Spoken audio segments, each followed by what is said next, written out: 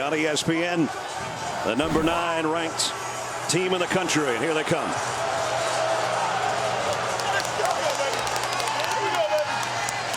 Steve Addazio's got his Eagles huddled in that tunnel. Special uniforms on a special night. A team that has had trouble beating ranked opponents, but they get the Trojans on their home field tonight.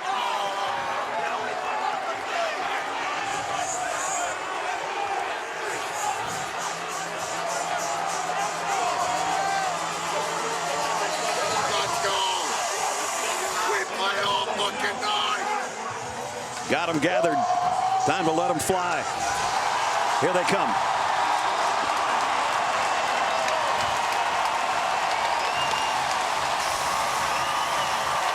Before we kick, third member of our team, as always, Holly Rowe.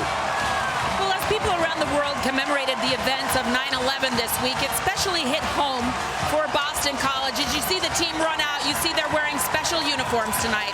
That is to honor a little boy, Welles Crowther, that when he was 6 years old, he was given a red bandana by his father. He wore it throughout his life, whether he was a lacrosse player here at Boston College, whether he was a member of his junior firefighting department. Well, he was an equities trader on 9/11 in the South Tower of the World Trade Center. People who later survived that event spoke of a man in a red bandana that helped them down the stairs to safety and then turned and went back to help more. One survivor said, "I remember a man in a red bandana saying, if you can stand up, stand up. If you can help others, help others." And so the team watched that story of Welles Crowther's life this week, and tonight they are wearing those touches of red bandana on their shoes, on their hands, and on their helmet. The players say this is much more than about cool uniforms. This is about remembering someone who is selfless, who worried more about others than himself. Even Steve Sarkisian of USC had his team watch the story of Welles Crowther's life tonight, remembering that this is about us and remembering September 11th. Steve Sarkisian said that Danny Trant, his cousin, lost his life in 9/11 in one of the towers as well, so it means a lot to him. Sensational story. Yeah. Well done, Holly. I'm glad it was you and not me. I probably wouldn't have made it through that. Steve Sarkisian, his first year as head coach, big win over Stanford last week to go to 2-0. And Steve Addazio in his second year as the head man here at Boston College. First bowl win in 3 years last year. They went 7-6. They might have raised expectations a little bit because now they've got a team that's got a lot of grad students, but it's got about 49% of the squad either freshmen or sophomores. So they're excited about the future. They don't know if they've got the firepower or the speed to stay with the Trojans of USC, but we're about to find out. USC won the toss. They want the football. Alex Howell will kick off. Adoree Jackson and Juju Smith wait back deep. Here we go. High kick will come up at about the 6-yard line to Jackson. Adoree Jackson, he's got a little bit of a seam. And a nice run back out to the 33-yard line. That's where Cody Kessler and company will go to work. The junior came on strong last year, had a sensational bowl game, and he's kind of picked up where he left off, Todd. Yeah, he really has. He's had great preparation, and the thing that he has done really well is protect the football. No interceptions so far this year. Makes good decisions, manages the game, and really knows what he has to do, which is get the ball in the hands of his playmakers, and they have a lot of guys that can make plays when they catch the football. So he's been very accurate, very good with his decision-making so far this year. He had a great game last year, 15 out of 17 in the 35-7 win over Boston College. End around on the first snap. George Farmer trying to take it wide. BC stretches it out, and they're going to drop him for a loss of a couple. Manny Esprilla stretched it out to make the stop as we take a look at our Chick-fil-A impact players. Buck Allen really off to a great start. Nelson Aguilar is the #1 receiver for USC. Stephen Daniels at linebacker in for Sean Duggan. That'll be interesting. And on the back end, Dom Williams, a big-time safety. 2nd down and 12. This is Allen, and he's all wrapped up. Got about 4 of it back, but Daniels, the guy we just mentioned, makes the tackle from his inside linebacker spot. Well, great start for BC's defense. Nice job on 1st and 2nd down. They put USC in a 3rd and long. This is where they like to get creative. Their defensive coordinator, Don Brown, they go with a lot of odd-looking fronts, and they bring a lot of pressure on 3rd down. You saw that yards after contact given up by BC in a loss to Pittsburgh. But so far tonight, sure tackling on 2 plays. 3rd down and 10. BC showing a man look right now, pressing all the receivers. Kessler pressured. Down he goes. Christian Lezer and a 9-yard sack. Well, he ran over the back. They tried to use the back Allen to pick him up. He missed the block, and that enabled the linebacker to get right through to the quarterback Kessler. If you're going to use that back to stay in, he's got to make that block. Rather than try to cut the legs, take him on right up in his chest. So one of the young guys I talked about makes the first big play of the night, and now the punt is going to be fair, caught back at the 40-yard line by Sherman Alston. 35-yard kick. Excellent field position now for Tyler Murphy and company. Todd mentioned from about an hour and a half away from here, his hometown. Graduate transfer from Florida. So as far as eligibility, he's a senior, but he's a grad student right now, and he's been off to a good start already with a game of over 100 yards on the ground. He's talented now. I mean, he really has some ability as a dual threat guy. Has to throw the ball efficiently tonight. They fake the end around. He wants to throw to the guy that he faked it to, and does complete. And it's Sherman Alston. And a good gain on the play for another freshman. As we take a look at our Chick-fil-A impact players on the other side. Grad students all the way across the front wall. Andy Gallen is the anchor at center. And Shaquem Phillips, they want to get him in space. He's one of the receivers that can really make some guys miss. Leonard Williams, we talked about him in the pregame, an All-American at defensive end. And we have Pollard in there, who's not playing in the first half, and we'll see what impact that has, the middle linebacker, who was involved in a targeting foul on Troy Montgomery against Stanford last week, so he won't be in the game in the first half. Right away, we see BC using their young big back. Jon Hilliman has only had 12 carries coming into the ball game tonight. He's a bigger back at 215 pounds, and they told us they would use him a lot more tonight on the inside runs. He's in there again. Boy, they come up to the line in a hurry. They're going to snap it in a hurry, and they're going to get dropped in a hurry. And it was Stuart Cravens. Yeah. What a great player. Freshman All-American last year. He timed the snap. BC tried to come up and go quick on a quick count, and Stuart Cravens came from the outside and just timed it perfectly, and then took the right angle to the back and was able to knock him for a loss. Got to give the Trojans credit there. They just totally took away the field position that Boston College had to work with offensively, and that'll mean Alex Howell's got a punt. High wobbly kick, fair catch taken right at the 10-yard line by Aguilar. So that's where the Trojans will go to the work with Cody Kessler and company when we come back. Suspension to himself of not being on the sideline for a couple weeks, so he's in the booth over here by us.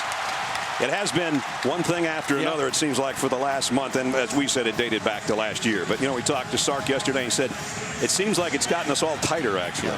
Well, I think, first of all, if you play in L.A. and in that environment, you got to be used to a little bit of drama anyway. But the adversity that they went through just with the coaching change from Lane Kiffin to Ed Orgeron and then to Sarkisian, I mean, they're kind of used to it. Nice throw by Kessler to Bryce Dixon, and they are really high on this kid. A freshman tight end at 250 pounds and a 26-yard pass play with a flag down.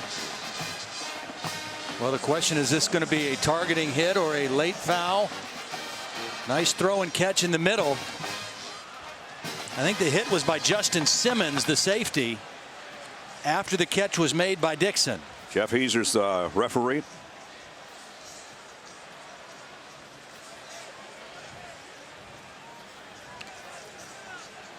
They're really high on Dixon. He's 6'4", 250 pounds. But he's got wide receiver skills. And so they are really excited about what he's going to bring to their pass offense. There is no foul on the play. The result of the play is a first down. So we'll pick that one up. And it's a first down. Good throw, good catch, and a clean hit at the end. And Simmons just was not able to jar the ball loose. And so USC has some breathing room out at the 34-yard line. And for the first time, we saw Steve Sarkisian kind of roll his finger as the let's go tempo, let's get it going. And they get it going out to Buck Allen. And he's across midfield before he dragged down at the 47-yard line. I expected to see USC use tempo. They did it in the Fresno State game, 105 plays. I think they wanted to try to get it going again in this ball game. And that time, a little bit of a breakdown on the BC defense. Nobody out there in contain. And that enabled Allen to just have a lot of space to run after the short catch. First trip by either team into the opponent's end of the field. And Kessler with a rifle shot down the sideline intended for Juju Smith. And he just couldn't quite contort his body to make that catch. The good news for BC, though, is they are getting pressure on Kessler early in the ball game. That time, Strizak was able to get in there and get pressure, disrupt the throw.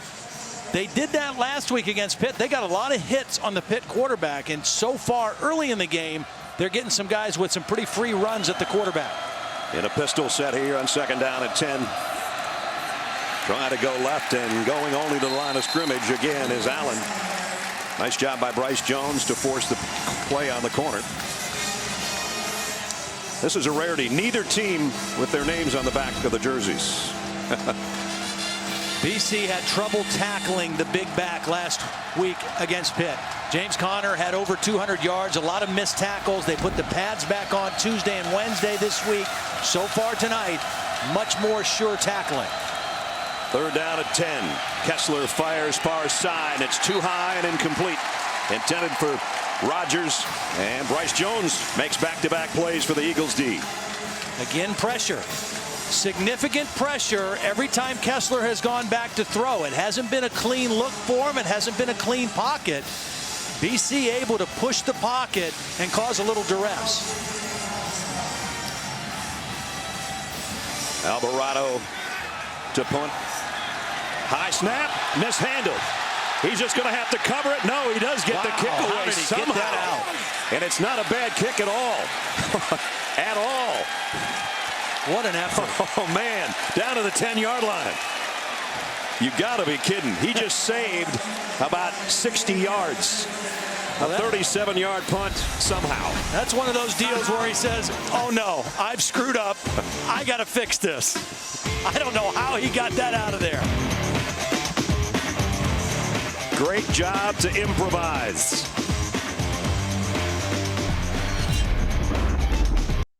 ESPN College Football Primetime is presented by Hampton Hotels. Feel the Hamptonality. And in part by Nissan, premier partner of the Heisman Trophy. Magical player and Doug Flutie. And some of the memorabilia here. His jersey up on the far side over there. His nephew's on the team, Troy, down there in the midst of everybody, number 16, Darren Flutie's son. Darren was a star here as a receiver as well. First down for Tyler Murphy and the Eagles offense. And it gets about 2 yards by Myles Willis. There's Troy. Looks a little bit like his uncle. Yeah. 6 foot, maybe 6'1". And Brian Day says he looks like he's in 11th grade, but he says he's got a really good arm. Yep. And he's got that it factor. Yep. Got a little bit of that. Of course, around here, I think they probably call it the Flutie factor. Yeah, I guess so. He's got a little bit of that in him. They come up to the line in a hurry again, trying to get everybody set out of that quick huddle. And on the sweep, Willis not going to get to the line of scrimmage. Just too much speed. Bowman comes up from the safety spot to make the hit. This is a really hard defense to run the football on, and it starts with their front. Their front is very strong and stout and can run. Antoine Woods on the inside, number 99, and number 94, Leonard Williams, is just a beast. I mean, he's an outstanding player, and he does everything. He's good against the run, he's good in the pass, and he's relentless in his pursuit if the play goes away from him. 5 receivers set here for Murphy in the shotgun.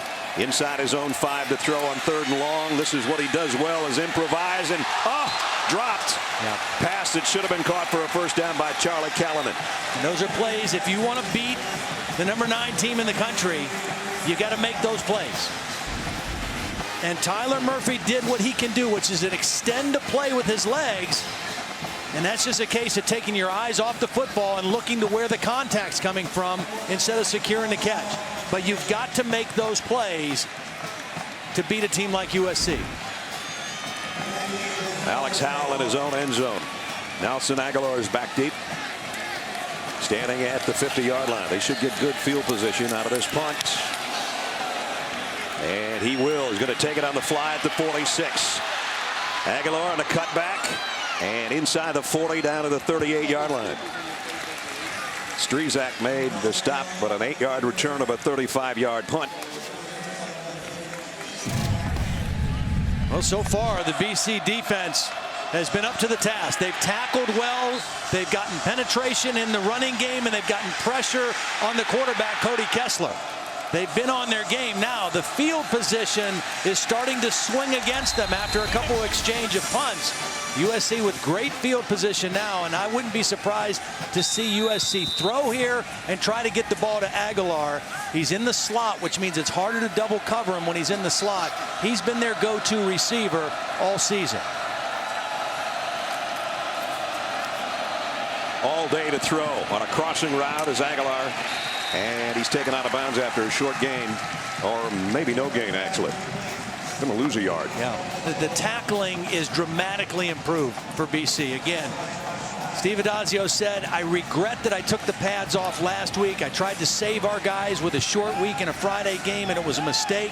We hit again live on Tuesday and Wednesday, and it shows already tonight. Much better tackling. Second down and a long 10. Going to flare it out in the flat. Juju Smith, and Smith gets near the 31-yard line. It's still going to bring up a third down. Manny Espria over there to make the hit. No huddle, little hurry-up situation for SC. Third down and 2. They keep it on the ground. This will be a first-down run and then some. Inside the 24 is Justin Davis. So USC will move the sticks. Nice little stutter step by Justin Davis. He was kind of hemmed in originally, kind of paused, planted that right foot and bounced it out, and that's what got him the first down. Good pause and good patience that time running the ball by Justin Davis.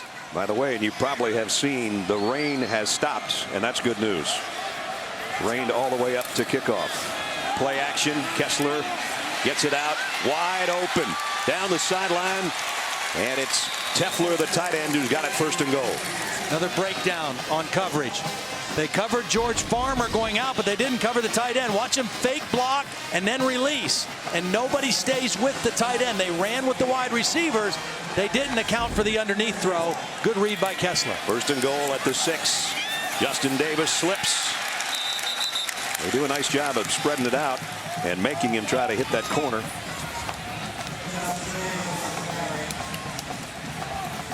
So second down and goal, and they actually lost yardage again. They've had some negative plays, but they've made up for them by going to the air. There's their red zone efficiency so far in the year.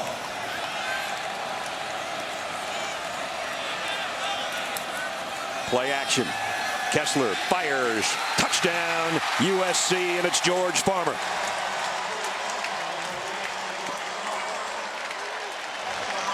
USC got away with a little thing too. They had a lineman downfield. Damian Mama, number 51, was actually blocking in the end zone. Watch him come through and block. They got away with him being downfield, but that affected the linebackers. They read run all the way, and Farmer was able to slip in behind him.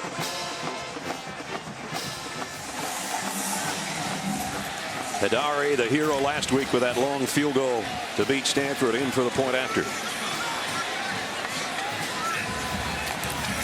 Snaps a little wide, but they got the hold down and the kick up and good. Cody Kessler didn't have to take his troops all that far. 38 yards, 6 plays, and then finds George Farmer, number 8, from 8 yards out. 7-0 Trojans. 7-0 Trojans, and my partner is going to take you into the DirecTV inside the drive on that touchdown. Well, they got the touchdown on a nice slant route by George Farmer. Now Farmer's going to run this route, but they got away with something here because Damian Mama, the guard, is going to pull, and not only is he going to get beyond 3 yards, he's going to block the linebacker all the way to the goal line, and that's a violation, and they got away with it, and that opened up Farmer behind the linebacker, Stephen Daniels, and they got the touchdown, but it probably shouldn't have counted. Dave Kataya is up here in the booth with us. Dave, is that how you saw it as well or not? Todd, I did. He can go up to 3 yards downfield. He cannot go beyond 3 yards until the ball is released. Not only that, he's throwing a block, so you're right on the money. Myles Willis on the kick return from the 1 and didn't get out to the 20-yard line as we check in with Holly. Well, guys, I know that Damian Mama was wrong on the play because when he came to the sideline, the coaches did chew him out. They've spent some time on the whiteboard. Offensive line coach going over what went wrong. He's explained it to them, and there may have been some miscommunication on some of the signals. Everybody's back on the same page now. Well, last week we had a daddy, and tonight we got a mama. A big mama. Big mama. Yeah. True freshman, about 370 pounds. Virginia Tech, by the way, lost today to East Carolina. Speaking of the Hokies. Murphy, plenty of time. Deep middle, too high. Had a man out there. Dan Crimmins could have had a play on the ball, just couldn't quite get there. As we check in with Reese Davis for the first time. Reese. So 2nd down and 10. And Murphy gives it off on the inside, and it's a yard again for Tyler Ross. They just can't get anything going with the running game. It's going to be hard all night to run inside on USC. Now, I love the idea of throwing on 1st down, but if you don't complete those and you put yourself in 2nd and 10, you're going to have a very difficult time against this USC defense. So 2 times now, Boston College has called a pass on 1st down, but they've not been able to connect, and now another 3rd and long situation against this defense. 4 wideouts in there, including Shaquem Phillips, who's one of our impact players. Hasn't made an impact yet tonight. Murphy flushed and dropped. Great pressure. First sack of the night. J.R. Tavai. And now BC's going to have to punt deep in their own territory again. Well, Tavai came on a little stun. He started outside. Watch him work back to the inside. Comes underneath Leonard Williams. Williams attracts the double team. That enables Tavai to come inside. He's the guy that got the key sack last week with 29 seconds left that forced the fumble by Kevin Hogan. And that won the ball game for him. Sealed the game. So his 2nd sack of the season. Howell to punt. They got great field position last time. Aguilar takes it in about the same spot. Now he's going wide. Got a block inside the 35. They'll have better field position than they did after the last punt. In fact, by about 3 yards. So 7-0 USC here with 4:30 to go in the first quarter. Reminder for you, get your NFL started on ESPN tomorrow morning, 10 a.m. NFL Countdown presented by Snickers. Chris Berman and the gang with all the latest news and updates from the NFL right up until kick. And before you set your lineup, catch fantasy football now at 11 a.m. on ESPN2. Our experts provide all the latest injury reports and predict the top fantasy performers. Both shows also available on Watch ESPN. Brad Nessler, Todd Blackledge, Holly Rowe, Dave Kataya, and our ESPN crew at Chestnut Hill, where the 9th-ranked Trojans have a 7-0 lead, and they're looking to add to it with great field position at the Boston College 33-yard line. Cody Kessler pump fakes, wants to take a long shot here. Got a man out there, in and out of the hands and off the face mask of Bryce Dixon. This is the kid we talked about earlier. Steve Sarkisian said, I'd never been around a tight end that's got his kind of potential, and that says a lot because he's had some good ones. Well, they had the perfect play call. A little stop and go. The pump fake froze. Tymir Brown, who was in coverage, and you can't throw it any better. Just unable to make the connection, but Cody Kessler did his part. Yep. On 2nd down, they keep it on the ground. And Buck Allen to the 30. About a 3-yard gain. It'll be 3rd down and 7. Maybe the most significant play of the game for BC right here. They can't allow USC to get too far ahead of them. They're not built to mount a large comeback. They've got to get a stop on 3rd down here. Quick throw out in the flat and going to one knee to have to scoop that ball up is Adoree Jackson, and that means it's going to be 4th down, and they actually lost yardage on that play. Loss of 4. Bryce Jones has had some nice plays tonight so far for the Eagles. It's a really big stop for BC. Again, this offense is built to play even or a little bit ahead, staying on schedule. New quarterback, young backs. They get 14 down to a team this good on defense. It would be very difficult. I mentioned the 53-yard game winner is his career long. This one for Ferrari is from 52.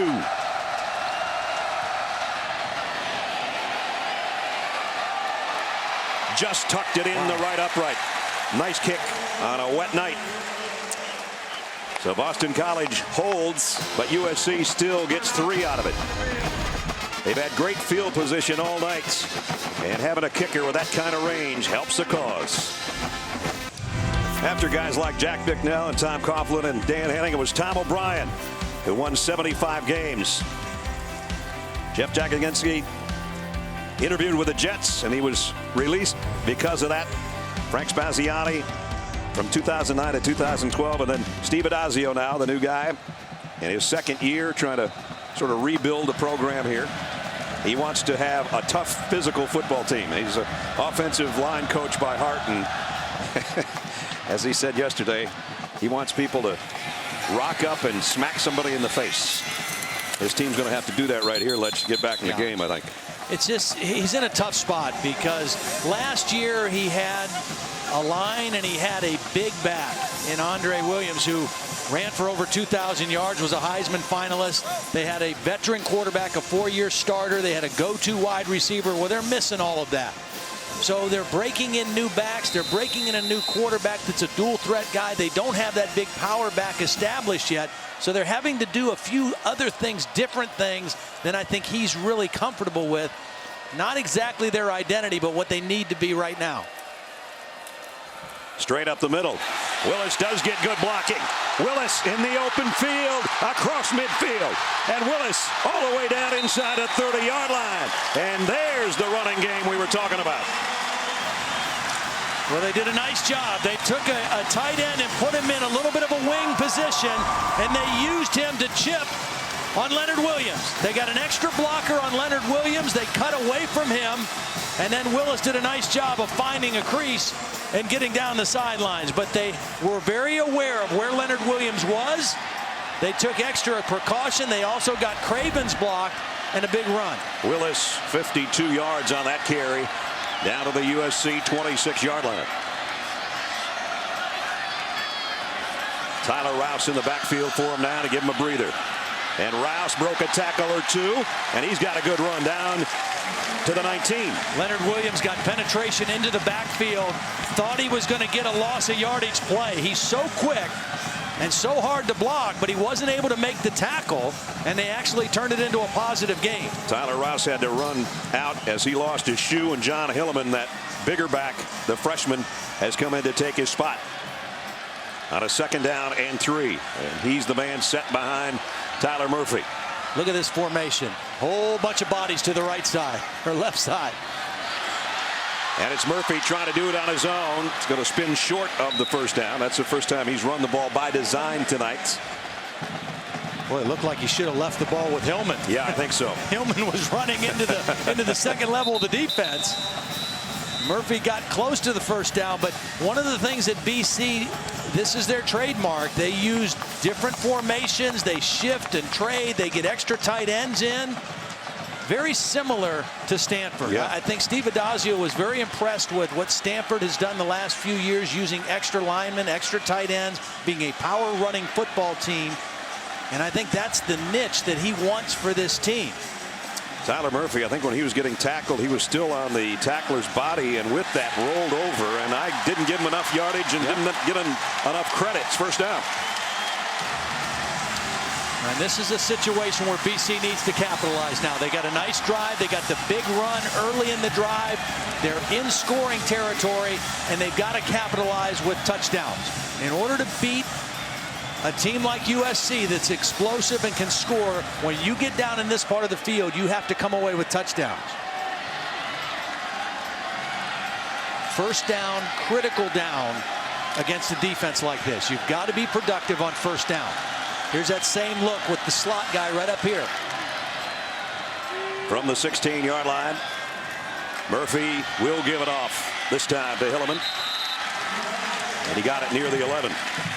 Antoine Woods in the middle of the pile there, helped out on the stop for the Trojans. This time they used that extra blocker to block the nose guard. They just influenced the nose guard, Antoine Woods, hit him with the 2nd guy and ran right up the middle for positive gain. Again, being productive on 1st down. Productive enough to get 5, and that'll mean the B-fall stays in there on 2nd down and 5.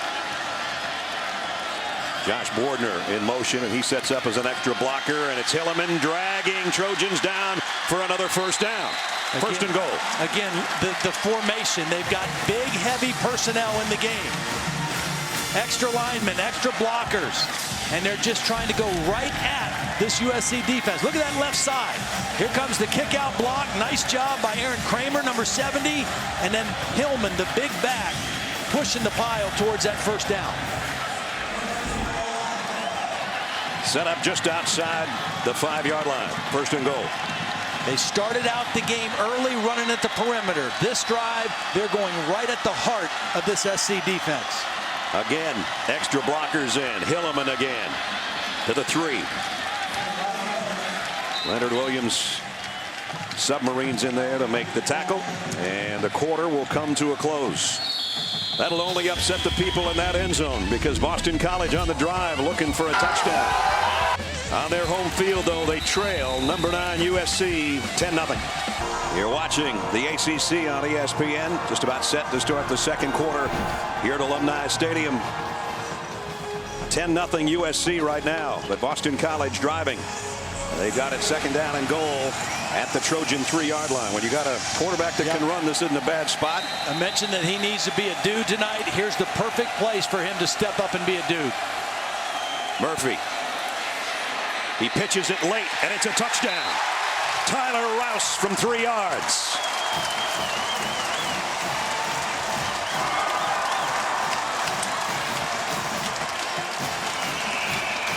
Nice change of pace. They punched him in the gut this whole drive, all the way down inside the 5-yard line. They get the timeout as the quarter comes to an end, and now they call a perimeter play, and it's executed perfectly by Tyler Murphy. Waited to the last minute to make that pitch. Launchford in for the point after. Whoops. He missed it. And that's not good. We take you back to the touchdown, though, that's made it 10-6. Well, again, watch Murphy as he goes at this guy right here. He's going to wait to the last minute to make this pitch. Read it, read it, read it, read it, draw the defense, then get it outside for the touchdown. They ran inside the whole drive, and on the payoff play, they got to the perimeter. Tyler Rouse, second scoring run of the year. And again, the extra point missed. But it was a 78-yard drive and a good-looking one in 7 plays. Took a little under 3.5 minutes to get there. And now we got a football game. You know, the one thing about this USC defense, they're starting 11. They are really good, very talented, but they have a lack of depth. You know, the scholarship reductions, they have 55 recruited scholarship players available tonight. They maybe didn't even bring that many to the game. So they don't have a lot of depth. They don't have a lot of substitutes. Boston College wanted to make those guys work and get after them. All the plays in that drive, all 7 were runs. And that'll make you work. Yep. Takes the steam out of your legs, man. Yep. So Alex Howell will tee it up. Adoree Jackson, the freshman, waits for the Trojans on the other end. So 1 play into the second quarter. Boston College with its first touchdown. Jackson will field this one right at the goal line. Adoree Jackson's got great speed. Little stutter step, still going, and all the way out near midfield. 50-yard return or very close to it. See, this is where BC just can't get outplayed. You fight your way back into the game. You finally get a chance to switch field position, and then you don't cover a kick with discipline, and you let a guy with speed get outside your contain, and now all of a sudden the field position edge stays with USC. Good effort by Jackson, but nobody even got a hand on him until he got out to midfield. 51-yard return. And so, again, USC for the 3rd straight time sets up shop in the Eagles side of the field. Just gives you so much more freedom as a play caller if you're Steve Sarkisian when you have this kind of field position. Here's Allen trying to cut it outside. BC won't let him get there. Nice job defensively to stretch it out. Josh Keyes from his outside linebacker position made the stop. They're getting penetration. They force the play outside, and then Keyes with the sure tackle. Again, can't emphasize enough how much better they're tackling tonight than they did a week ago against Pittsburgh. That's about the 5th time they've had negative yardage. And the pass broken up. Farmer's looking for a flag, but it's beautiful play. Manuel Espria again. Yeah, Espria timed it perfectly. He has a right to go for the football. He reads the route and then breaks on the football. That was just an excellent play by Asprilla. And it was a high throw. It was not an easy catch for Farmer. A nice play by Asprilla. And another 3rd and long. Fans know it. Starting to rock Alumni Stadium on a 3rd and 11. That's Farmer in motion. Kessler throws a middle screen, and he's got a man with open space, and it's Buck Allen on his way and gone. Touchdown, USC. What a great call by Steve Sarkisian. Anticipating pressure, they faked the screen left, and nobody accounted for Allen coming out the other way. Watch him fake to the left, come back to the screen to the other way. That was outstanding execution, getting down there in front. Wow. 51-yard touchdown. So it didn't take long to answer the Eagles score. Adari in for the point after.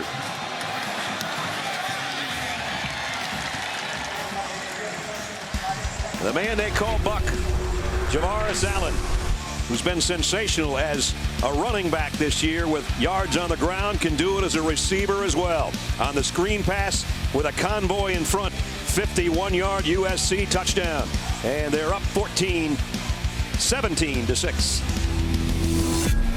17-6 USC now as we take a look at the Trojans finding success, brought to you by Expedia. Todd? Well, there's perfect anticipation by Steve Sarkisian on the play call because he anticipated pressure coming this way from BC, and they're able to slip the screen out this way to Allen. There were only a couple of BC defenders on that side.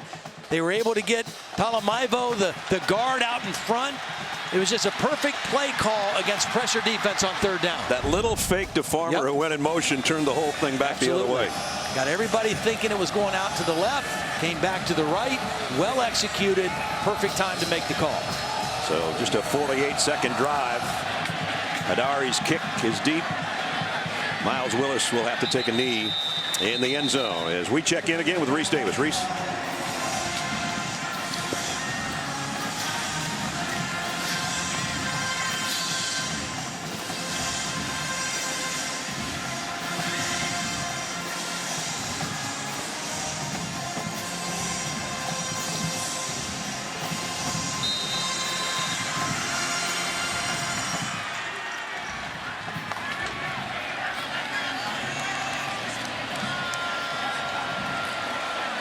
First down at the 25. This is a little guy, Sherman Alston, and I mean a little guy.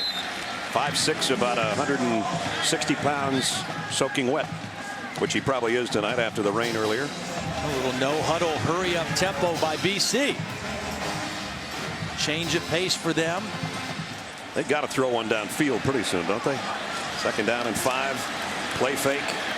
Well, I think they wanted to. Murphy on the run, and now he'll keep it, trying to get the first down, and does. And Tyler Murphy still had a little room left on that sideline. See, that's what he brings to this offense.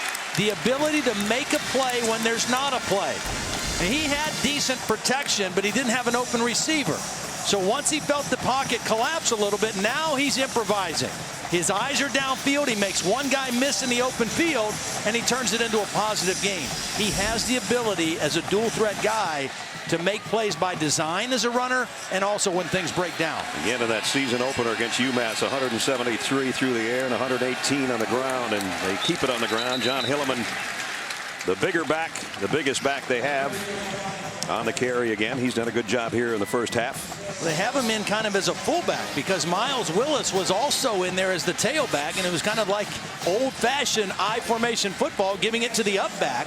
And Hilliman again, productivity on 1st down is the key for Boston College in this game to have success.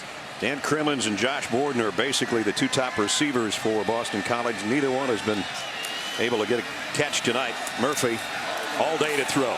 Deep middle. And it's complete. And it's Shaquem Phillips, and that's the guy they thought that they could get something working with tonight. And then that's the kind of throw that Murphy has to hit. You've run the ball with enough success to set up your play action. Now you get the linebackers respecting the run, and you got to throw it in behind him. That ball was a little bit thrown behind Phillips, but Phillips able to bring it in for another 1st down. Phillips, one of our impact players tonight, with a big game. Boston College this season, 3 completions that had traveled 10+ yards.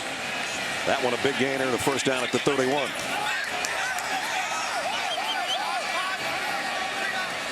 Murphy turns around, tells Tyler Rouse the call, and then hands it off to him. See, again, most of the games that we do, Brad, you see defensive linemen shuffling in and out to try to keep fresh legs. USC doesn't have that luxury. A guy like Leonard Williams, an All-American, he's got to play every down if he can. They are only going to take him out when he absolutely needs a break. They just don't have the bodies to sub the way most teams with 85 scholarship players can do. Justin Wilcox, you saw him, the defensive coordinator on the sideline. He said, we're going to play Leonard until, well, we're going to play Leonard as long as he can go. 2nd down and 5.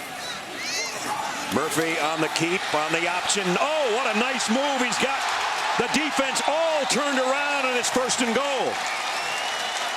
Wow, that was a nifty run. Great job of deceiving by formation. They had 6 linemen in. All the heavy guys are over here, so they fake the run, and Murphy keeps it. Gets a block on the outside from Bordner, number 8, and then again shows his creativity as a runner out in space. He had Kevon Seymour all turned around. Yeah. Kevon didn't know which way to turn back. Meanwhile, 23-yard gain down to 1st and goal at the 3. And now they load up the line with Hilliman, the tailback. He's going to get it straight ahead. Puts his head down and maybe eked out a half yard.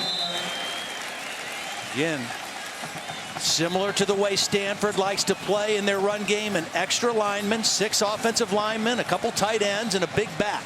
Last time they got in this same spot, they went to the perimeter, right, and on the late pitch, they got the touchdown.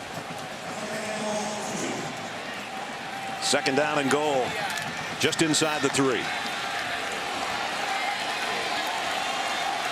Wolford in there, the fullback. Everybody else on the line. This is a toss. Again, Hilliman on the corner. Did he get there? Yes, he did. Touchdown.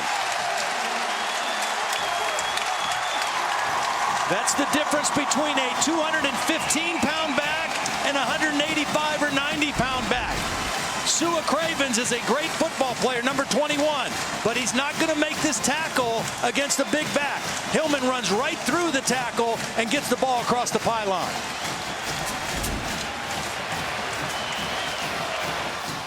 Joey Lonsford missed his first extra points.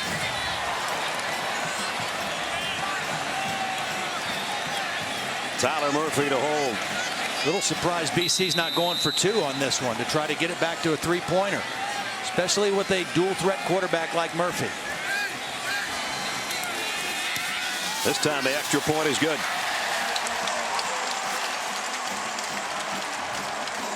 So twice they've gotten it down inside the 5, and twice they've headed to the perimeter. This time Hillman caps off a 75-yard drive with a dive for the touchdown.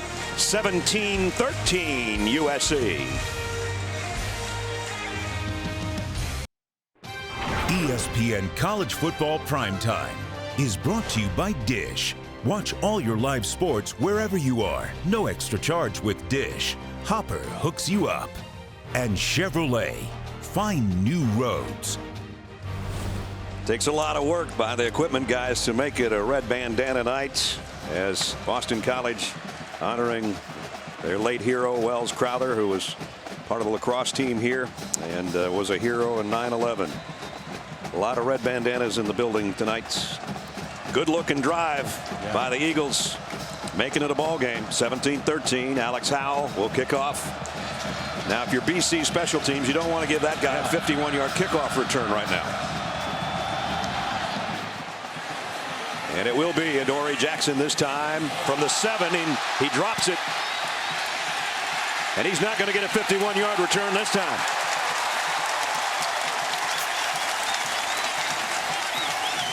Only a 3-yard return that time as we check in again with Reese Davis. Reese.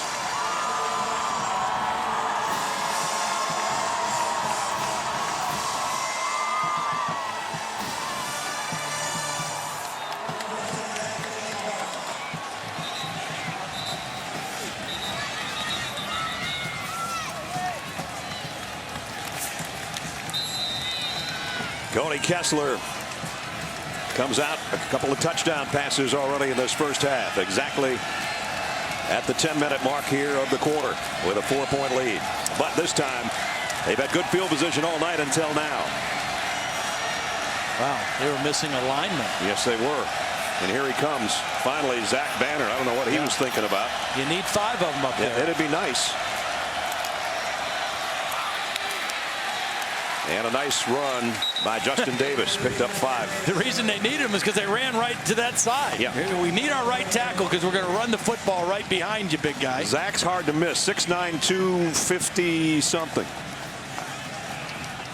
Aren't a lot of guys 6'9" or bigger in college football. Did I say 250? I've had 350 something. Sorry. High snap, quick throw out in the flat. Wow. And a great job defensively by Manny Espria again. Boy, they had what they wanted to, because if Espria misses this tackle, they got lots of room for Aguilar to run. But Espria is able to just get a hand on the ankles and trip up Aguilar. But if he misses that tackle, Aguilar's still running. Big third down for the BC defense right here. 3rd and 6.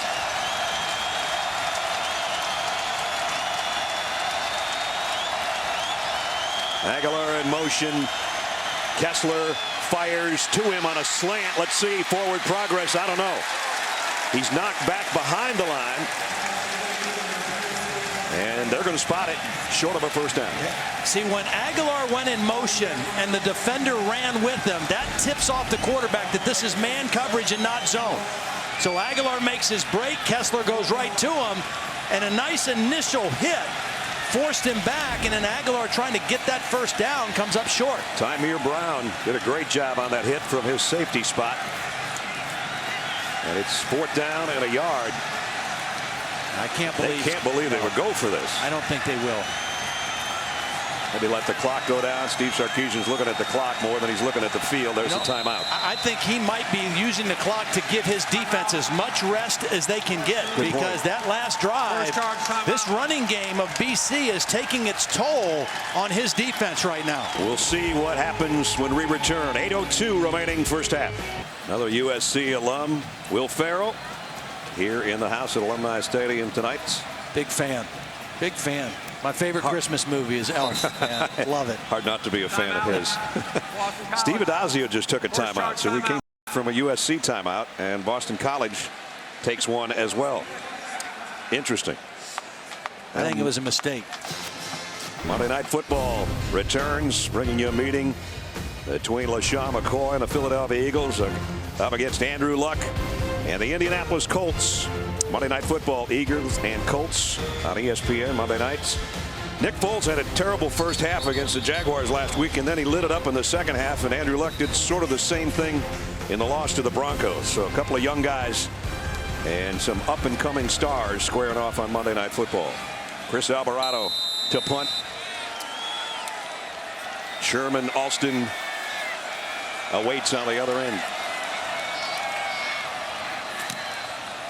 High kick, a mile in the air. Alston's got a back pedal, takes it on the fly at the 30 and gets buried at about the 23. Wow, great kick, great coverage. Sometimes when a guy kicks it that far, you don't see the coverage be that good. But like I said, it was a mile in the air, and that helped the cause. Well, so far in this ball game, what has kept BC right in it has been their ability to run the football. Last week, Stanford, well known as a running team, only able to get 128 yards rushing. So far tonight, BC 127 and 2 touchdowns. Good mix of inside, outside, good use of formation, some extra linemen, some 3 tight ends, and a dual threat quarterback has made the difference so far. Here's Willis on a counter. Got one block but didn't get the second one. And a nice job by Sua Cravens to make the hits. And Sua is still down after making that hit. Let's check in with Holly. Well, you're talking about the depth of USC. They only have 54 players on this trip. And guys, they literally only have 3 defensive ends who have made this trip. Leonard Williams is the only guy on the left side. They're actually going to have to use a defensive tackle, Delvon Simmons, and Claude Pallone to actually rotate at that position. Greg Townsend is his backup, but he's still home with the chicken pox. They're very thin. They sure are. Second down and 13. And now They spread it out with extra receivers and an empty backfield for Murphy. Maybe a blitz coming off the corner by USC. They throw it that way, and it's complete. And it's out to Charlie Callanan. Yeah, good read and a good play. Murphy expected the blitz, got the ball out quick, and got half that yardage back. The other thing that they've done, not only have a good running game, they've been productive on first down. That was the first negative play they've had in a while on first down. So smart decision on second to get half the yardage back. Give yourself a chance on third down. And it's 3rd down and 5. Again, an empty set for Murphy. Joined by Rouse now in the backfield. Rolls to throw, in trouble. Going to go back the other way. And does finally come back to the left, and that was a dangerous play all the way around. Leon McQuay was the closest guy to that pass. And he's playing defense. USC gets a 3 and out because of the negative play on first down. They're able to contain Murphy that time, force him to go back. Not sure exactly if Murphy was trying to throw that away. If he was, he got a little dangerous throwing it kind of low. Could have been a bad mistake for him there. So Alex Howe's 4th punt upcoming. Aguilar back at the 35. There's another nice kick. Fielded at the 21. Trying to get himself some space, and he's going the wrong way. So back-to-back punt coverage by both teams. Excellent.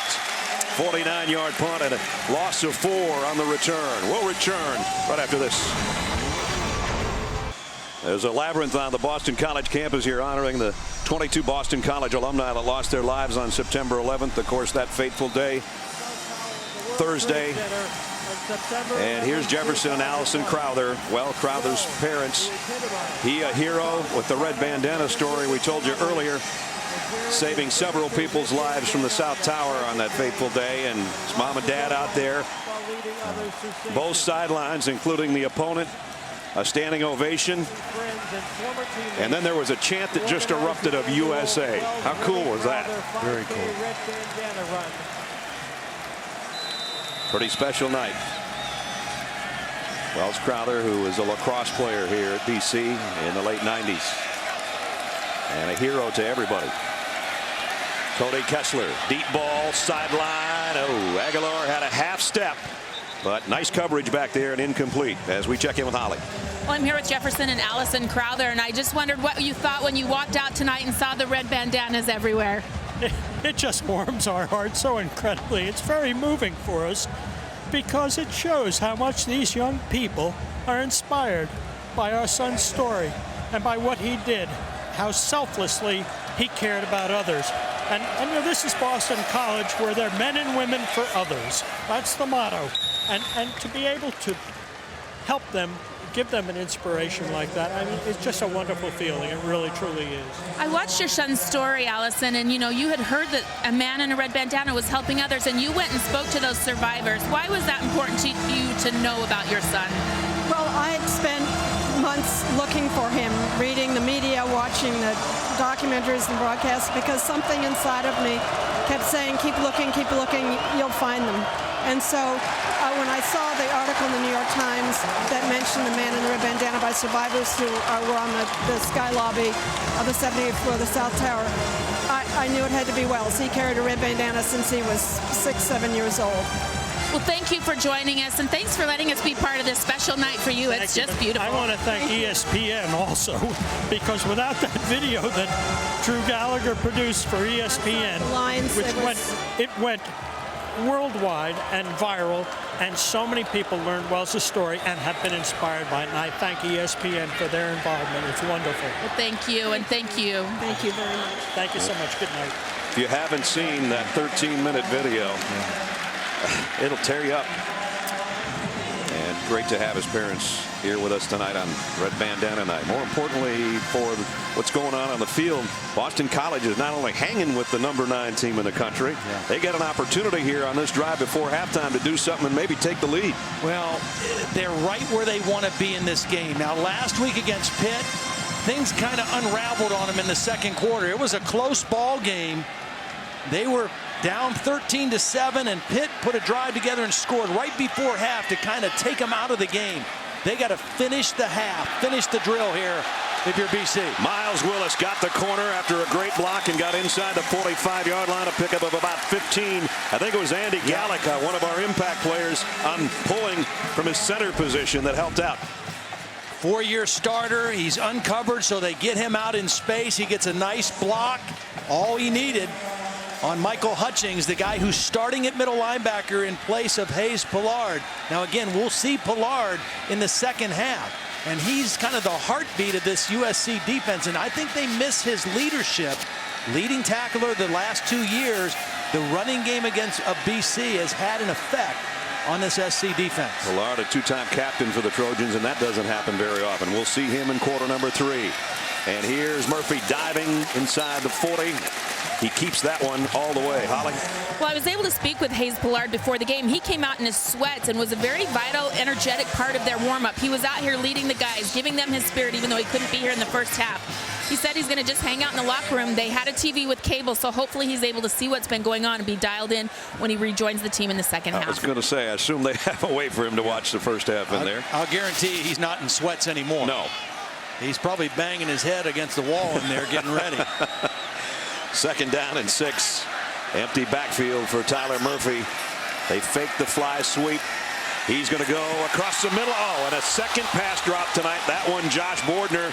And for the second time, it seems like one of those big wide receivers thinking about where he was going before he took the ball. You have to make plays like this. It's a primetime game against a primetime opponent, and you're exactly right. The eyes turn away from the football. They look to where he's going to run or where the contact's coming from, and it's a matter of taking first things first. That should have been a conversion, and they should have avoided this 3rd down play. 3rd and 6. Trips to the top of the screen. That's where Murphy's looking. Throws late and intercepted. That's a problem with throwing late. Chris Hawkins with a football. Well, you had 2 receivers right in the same area.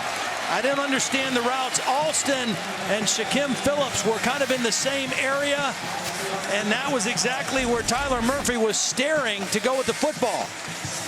He never looked anywhere except right into that same area. 2 receivers there, 2 defenders there, and instead of getting the completion on 2nd down, they get an interception on 3rd down. You can't have drop passes. Nope. You know, last week Tyler Murphy took all the blame for what happened with the passing game when they could have taken control maybe of that Pittsburgh game, as you said. And when he was in the interview area, he was taking all the blame, and his receivers came in and said, wait a minute, dude, we helped you out there by dropping balls. Well, they've dropped some big ones here in the first half. Well, and again, the pressure is on the BC defense again. Last week, it was 13-7 late in the first half, well within reach. And Pitt went on an 80-yard drive and scored with under 20 seconds left in the first half to take a commanding lead. They can't have a repeat of that in this ball game against USC. No. They've played great so far. They've got to hold it right here one more time. Steve Addazio tells us we just want to get this thing into the 4th quarter and be close. And with that, they don't want the 2nd quarter to get away from them. And so far, so good. Nice job by Dominic Williams from his safety spot. Better tackling in this first half by BC's defense, and they've forced a lot of 3rd and long situations for USC's offense. USC has not been particularly good on 3rd down tonight. They did have the 1 conversion for the long touchdown on the screen, but for the most part, BC has won the game on 3rd down on defense. It's the 7th time they've forced negative yardage. 3rd down at 11. Aguilar in motion across the field. Kessler scrambles. He's going to run with it, get what he can, and he's dropped at about the 36-yard line. Stephen Daniels has done a nice job in that middle linebacker spot tonight with Sean Duggan out to injury. Boy, another big stop. You know, you put him right back on the field after the turnover. No time to be discouraged if you're the BC defense. No time to point fingers. Come out and do your job, and they get another stop. A 3 and out at the right time. Both punters have had some big shots tonight. Alvarado will kick. Sherman Alston back deep. This one's off the side of his foot. Just when I said he'd had a great night, it comes out in front of the BC bench. And where are they going to spot this thing? Still waiting to see, and they're trying to get the team off the field. So the official can make a spot. I think it's going to be around the 46-yard line. Boy, and decision time for Steve Addazio now. You've got your quarterback who just threw an interception. You got 1:38 and 2 timeouts left in the first half. A touchdown will put you in front, and you get the ball to start the third quarter. Do you be aggressive here and still let him throw the football? Tough call for a head coach with his new quarterback. After just a 17-yard punt, Boston College with the ball at their own 46-yard line. Murphy end around coming from Sherman Alston, the speedy guy, the little guy. Alston, touchdown. What a run.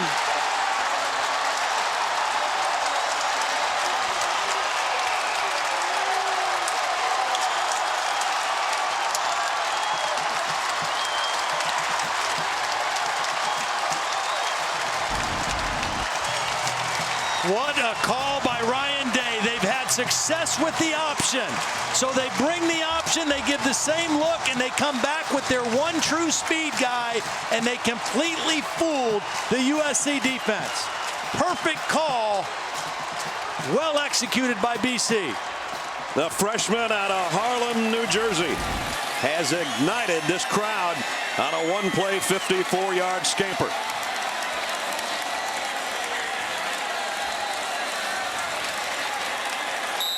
Extra point attempt upcoming to try to give the Eagles a 3-point lead. Remember, Lawrenceburg missed his first extra point. He hit his second one. Third one's good. How about this? 9th-ranked USC behind for the first time. Sherman Alston, 54-yard scamper, and the Eagles in front. First career touchdown for Sherman Alston. It couldn't have been any prettier than this, Ledge. Perfect call. Now the option is going to influence these three guys. That means all that BC has to do is block the safety in the corner when they come back with the reverse. They get the action moving everybody that way. Then they get a block on both the corner and the safety, and the speed of Alston does the rest, getting it to the end zone. Beautiful call off a play that they've had success with. The option just couldn't do it any better if you're BC. Smallest guy on the field makes the biggest play of the night. An aggressive play call with 1:38 left in the half to take the lead right now. Howell drills this one into the turf, trying to keep it out of Jackson's hands. A little indecision back there again, and now the up man has to go to a knee. Juju Smith puts it down at about the 21-yard line, and he might be shaken up on top of it. Just trying to cover the football, and he's one of the top receivers for the Trojans, and just never moved after he landed, kind of awkwardly trying to field that kick return. Well, we've got a minute. Let's check in with Reese Davis. Reese. All right, Reese, we'll see you in a minute 23. Again, Juju Smith, one of the up guys on that odd-looking kickoff. And let's see if we can see what happened. He plants and just slipped and went down awkwardly.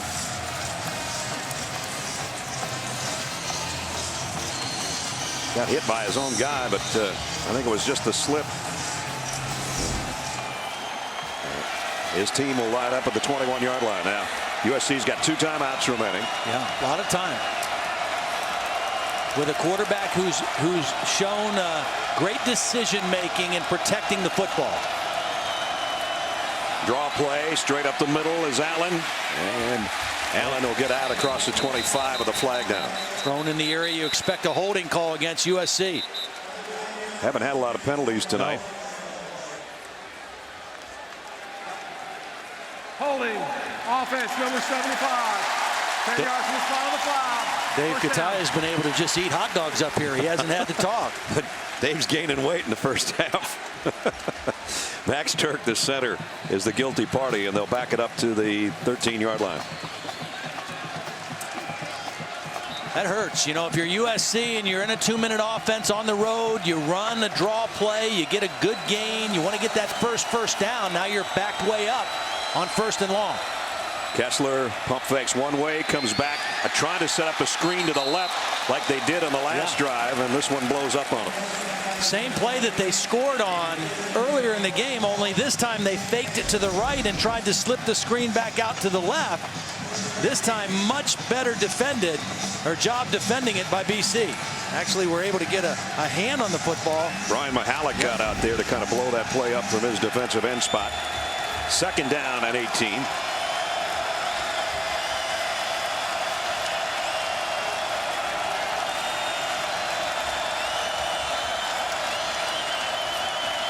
Kessler scans the field, running out of time, running out of pocket, running out of anywhere to hide right now. He's just got to throw this one as far as he can. The guy's in the first row, and he made a nice catch. Yeah, as long as he got outside of the tackle box, no he can throw it out. The quarterback was outside the pocket. And that's a USC guy I threw it to, we think. Consistent pressure for BC in passing situations. They give you odd fronts. They bring pressure from different places. Really nice blend by Don Brown of getting pressure on Cody Kessler and making him uncomfortable in this first half.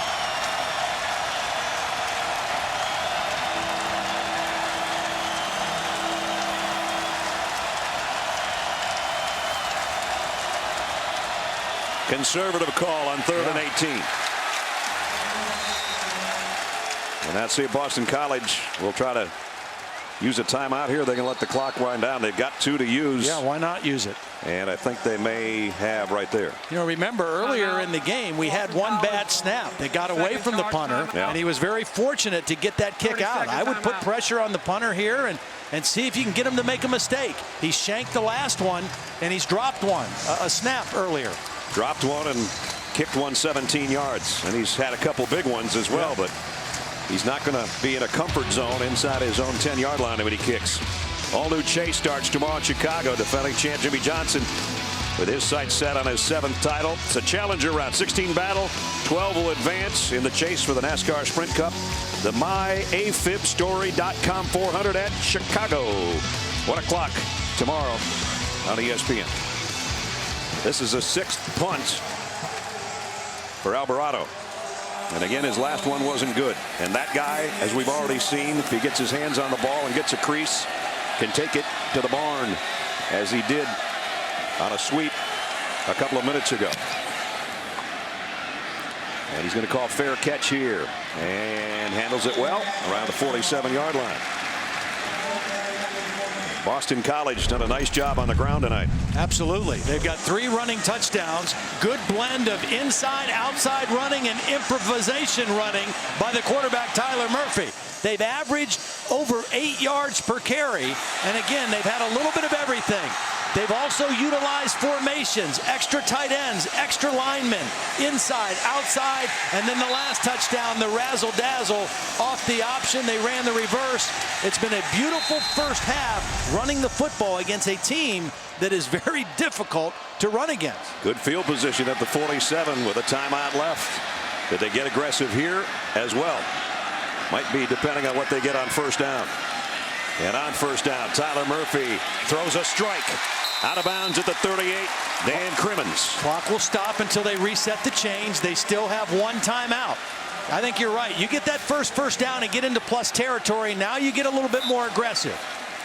They're going to just down it here after a 15-yard pickup. Stops the clock with 26 seconds left, and they have a chance to regroup here at the 38-yard line. Again, they're a little shaky in their kickers. We've seen Lonsford miss an extra point, and in long kicking situations, it's Alex Howell, who we've seen as the punter. His long this year is 48 yards. So that's kind of the gray area they're in right now as far as thinking about getting 3. Second down at 10. Tyler Murphy, shovel pass on the inside, and that's Bordner's first reception of the night. Gets it to the 30.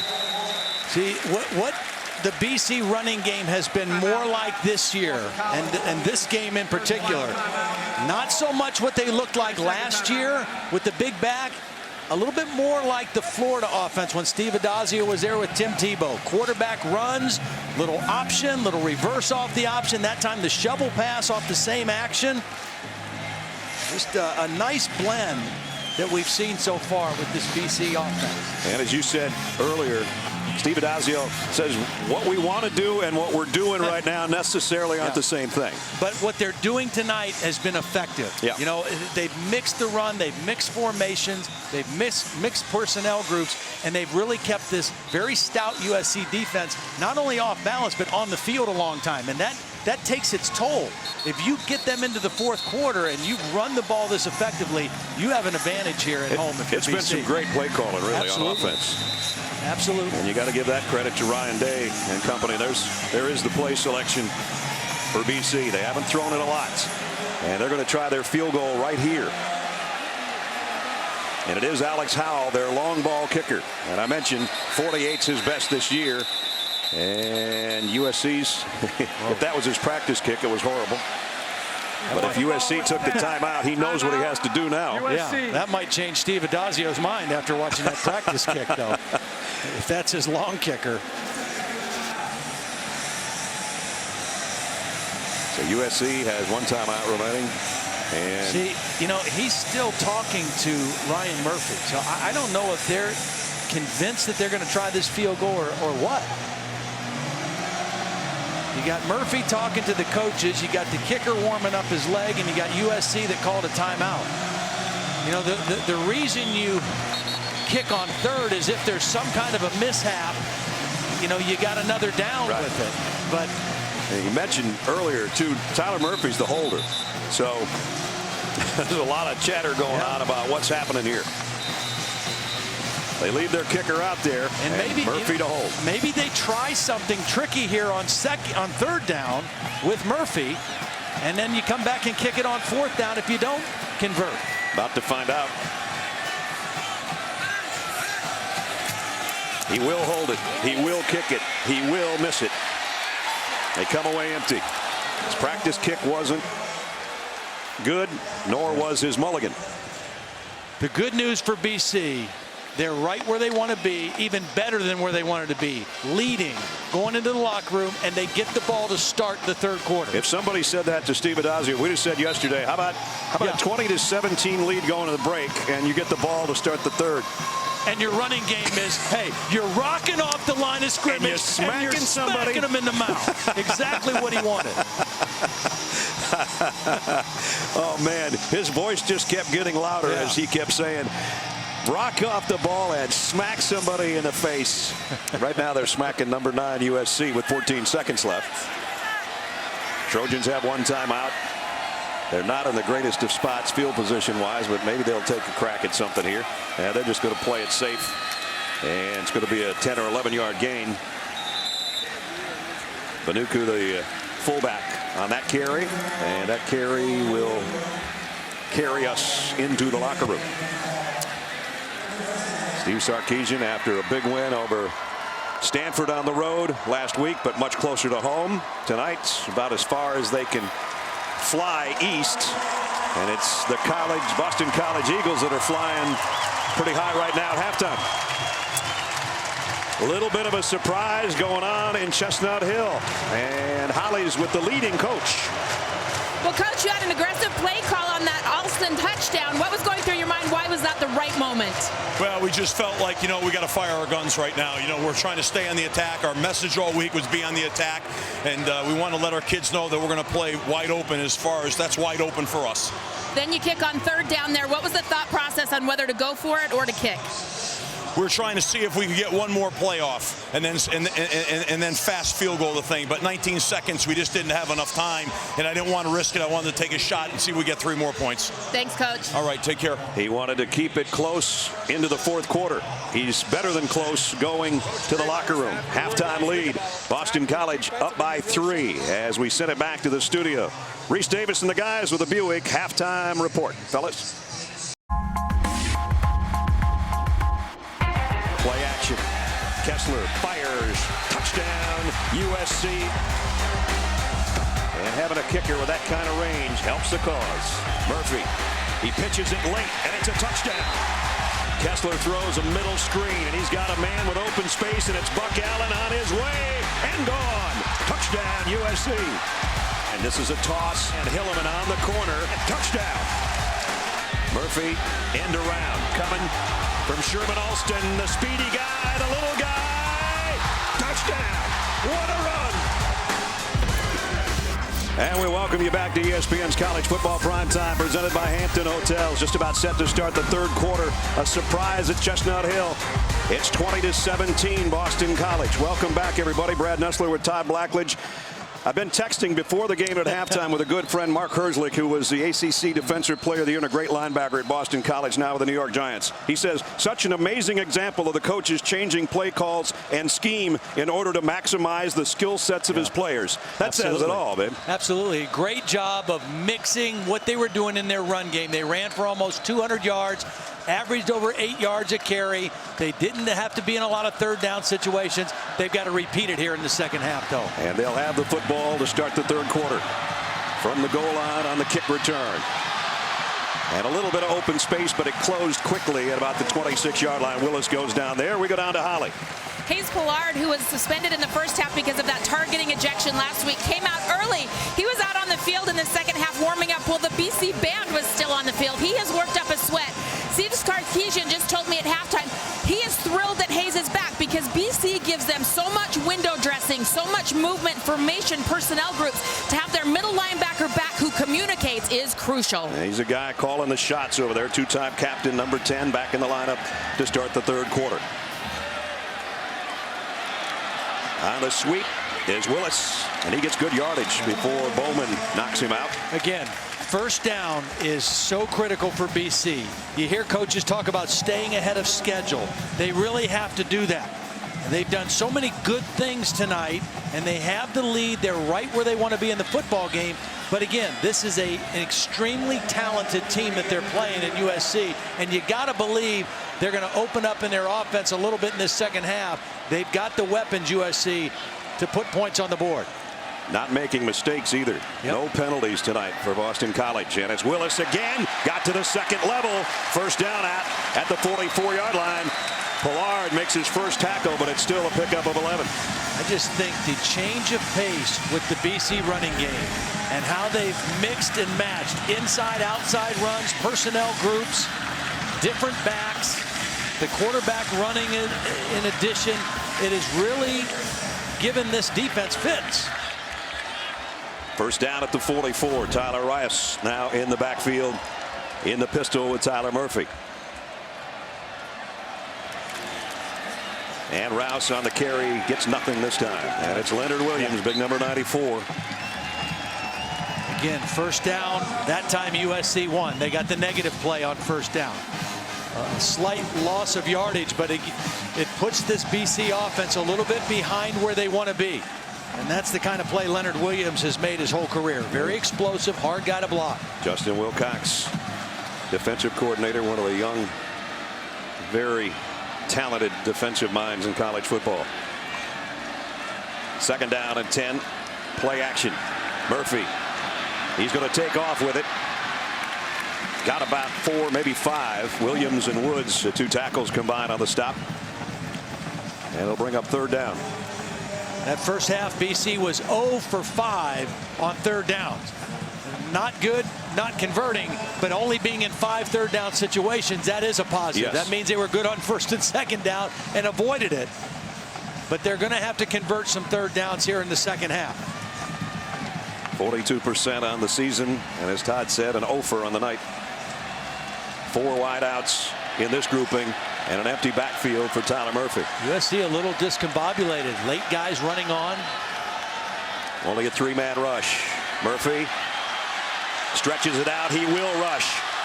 And they might have tackled him into a first down from behind. Scott Felix, the outside linebacker, I think helped the cause there. Tyler Murphy a little bit lucky there because he didn't know Felix was in pursuit.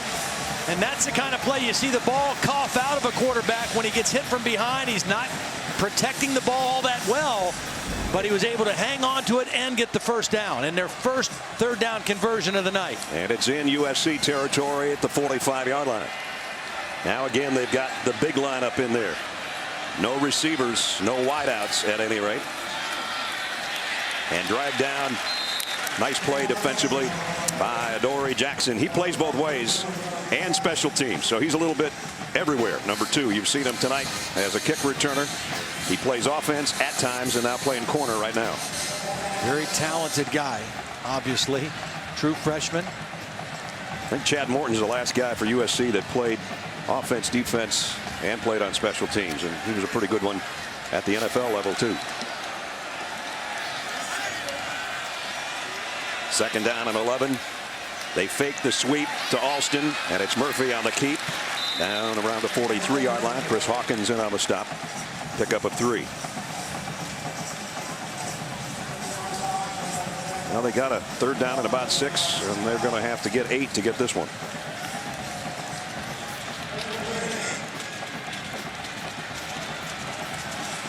Opening drive, third quarter, with Boston College leading 9th-ranked USC by 3. Not so sure I wouldn't go to one of your big receivers. Right down here is a good matchup. Big body. I think he wanted to go there, flushed, and had to throw back the other way, and it's incomplete. Intended for Josh Bordner, who's a big target too, but there's number 10, and that's the impact he can make from that middle linebacker spot. Anytime you lose your leading tackler for the last 2 years and a 2-time captain, you're missing not just his playmaking ability, but his leadership, as Holly reported at halftime. And right away, he makes his presence felt on a big third down stop. Now, if you get a decent punt here, you should be able to pin USC deep in their own territory. Alex Howell will kick. Nelson Aguilar is back deep.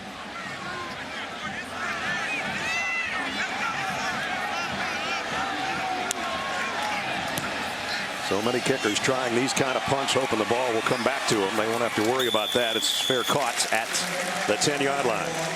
33-yard punt. Cody Kessler and company at their own 10-yard line when we come back.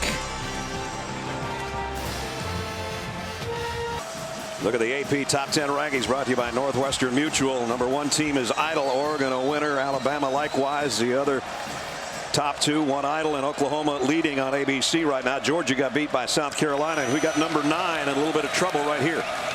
And I think in this second half, you're going to see Cody Kessler throw the ball down the field a little bit more. They start off with the run here, but in that first half, he threw for 136 yards, but you take out the 51-yard touchdown pass on a screen, and he averaged 8.5 yards per completion. They've got too much talent at the wide receiver position to not be more effective throwing it down the field. Hasn't thrown an interception this year. Has 2 touchdowns in this game, 6 on the season. That time his tailback, Allen, knocked out of bounds by Kavalik, and it brings up third down and 5. USC was 2 of 9 on third downs in that first half. A lot of long yardage third down situations. This is where you expect the ball to go to Aguilar here. Third and medium. He's your go-to guy. He's in the slot on the left side. Kessler's in trouble. Not going to get a pass away. Second sack of the night. Josh Keyes will get credit for it. And not a blitz, only a 4-man rush. But Keyes is able to just run right through the block. Him and Mahalik getting good pressure. And this is not a blitz. This is just getting whipped at the line of scrimmage. I think Keyes might have been held as well. They still got there. Pretty good coverage down the field as well, but that wasn't the cause. It was bad protection. Low snap for Alvarado that time, but he gets it out of there, and it's a nice kick. Alston way back at the 38-yard line. Plants his right foot. Spins his way across midfield.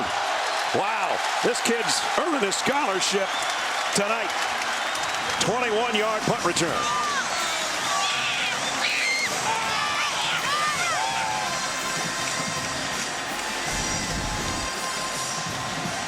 Well, this is one of those cases where he did outkick his coverage. Another beautiful kick, but excellent individual effort on the part of Alston. And this is, I wouldn't be surprised to see Ryan Day dial up some kind of an exotic play right here. Great field position. You got momentum after the return. Something a little tricky to take a shot at a big play. That's Willis in motion. Well, they show you that look, and then they let the quarterback do the rest. Down to the 20.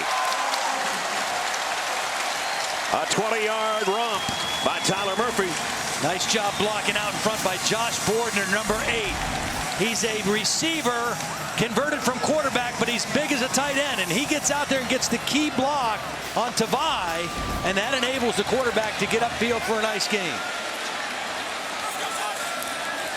And again, it's a fly sweep. Willis this time, and he's inside the 15, down around the 13. Justin Wilcox told us yesterday, Boston College gives you more shifts and more looks than just about anybody will see, and we're seeing that right now. Absolutely, and they got it rolling. I mean, they're playing with confidence. Their line is playing well. Their backs are running hard. Their wide receivers and tight ends are blocking well on the edge. Here's Alston in motion. They give it to him. Made one man miss. And another spins his way. Got a first down, I think. And again, they're taking strength and energy away from this USC defense by pounding it inside, by running wide and making this defense run that doesn't have a lot of depth. I think the thing that's obvious to me is that the USC defense, as well as they played a week ago, that game took a physical toll on them, the game at Stanford. They do not look the same against the running game of BC as they did last week against Stanford. Extra lineman in, first and goal just inside the 10. Hilliman heading to the corner. Out at the 1-yard line. Chris Hawkins prevented a touchdown. Just crashed that right side down of the USC defense. Watch the blocking. Crash the side down. Hillman gets to the edge easily. And almost gets it in the end zone. Second and goal at the 1. Hilliman stays in there in the backfield. Walford, the fullback, flank to the right. That's where they're going to run it. Hilliman scored once tonight. He has scored twice tonight. Touchdown, Boston College.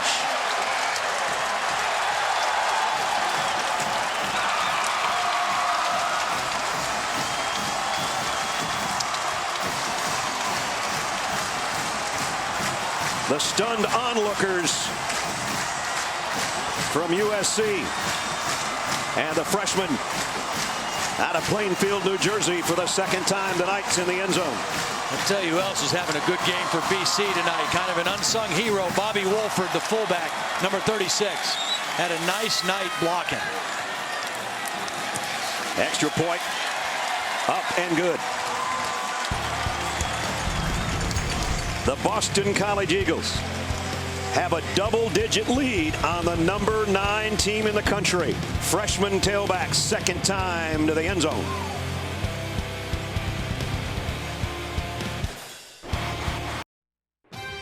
ESPN College Football Primetime is brought to you by Chick-fil-A. We didn't invent the chicken, just the chicken sandwich. Boston skyline over the Charles River. Going to be some revelry tonight in Boston by the alumni if this thing holds up. 27-17.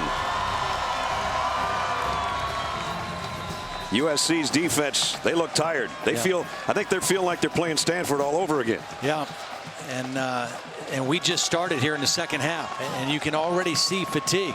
Again, they don't have the depth, you know, to substitute like we see so many teams, particularly in the SEC, that roll 8-9 defensive linemen in. They just don't have that. Again, they drill the kick on a squib, and this is trouble down inside the 10 again, and down they go again.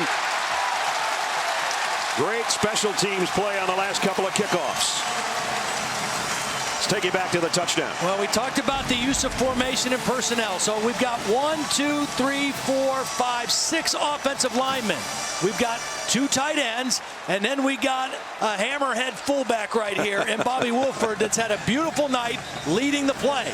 And they just are using a blend of inside-out running, formation, personnel groups. They've now run for 268 yards on 36 carries and those 4 touchdowns. It's been a powerful and impressive running game for BC tonight. 4 rushing touchdowns, 2 by that guy, another by the freshman Alston, and the other one by Willis, his sophomore.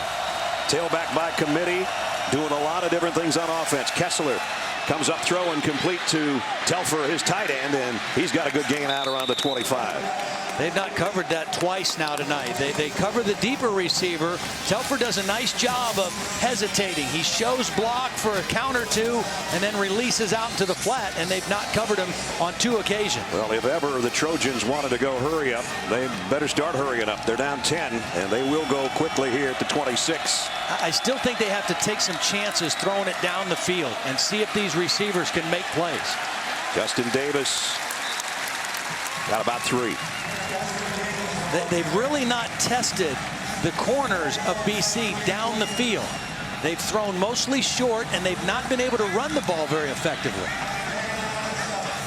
Cameron Moore right now is playing one corner. Just saw him in for Bryce Jones, who's made a ton of plays in the secondary in that first half.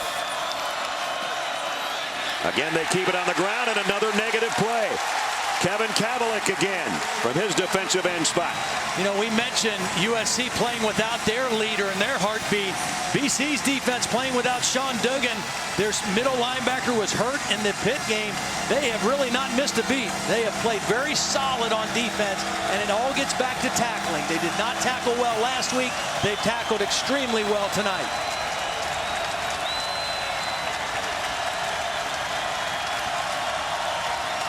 Third and 9. Kessler's in trouble, and down he goes again. And this time it's Adebayo. 3rd sack of the night.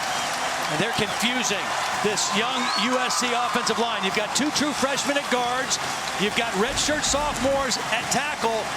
And again, it's only 3 men rushing, 4 men. But you got 2 guys running free to your quarterback. That's just a lack of communication up front by this USC offensive line.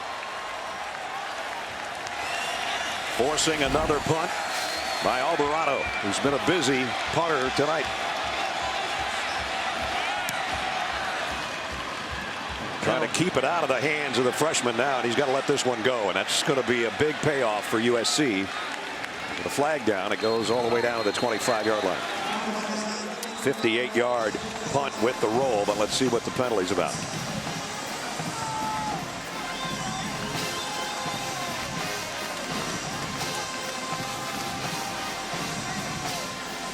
Jeff Heiser with a call upcoming.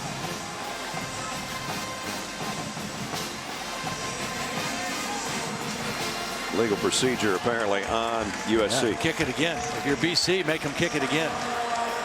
And that's what Steve Addazio is saying. Offense. 5 men in the backfield. 5-yard penalty. 4th down. Well, they had the 3-man shield back there in front of the punter, and apparently one other guy that was out of position.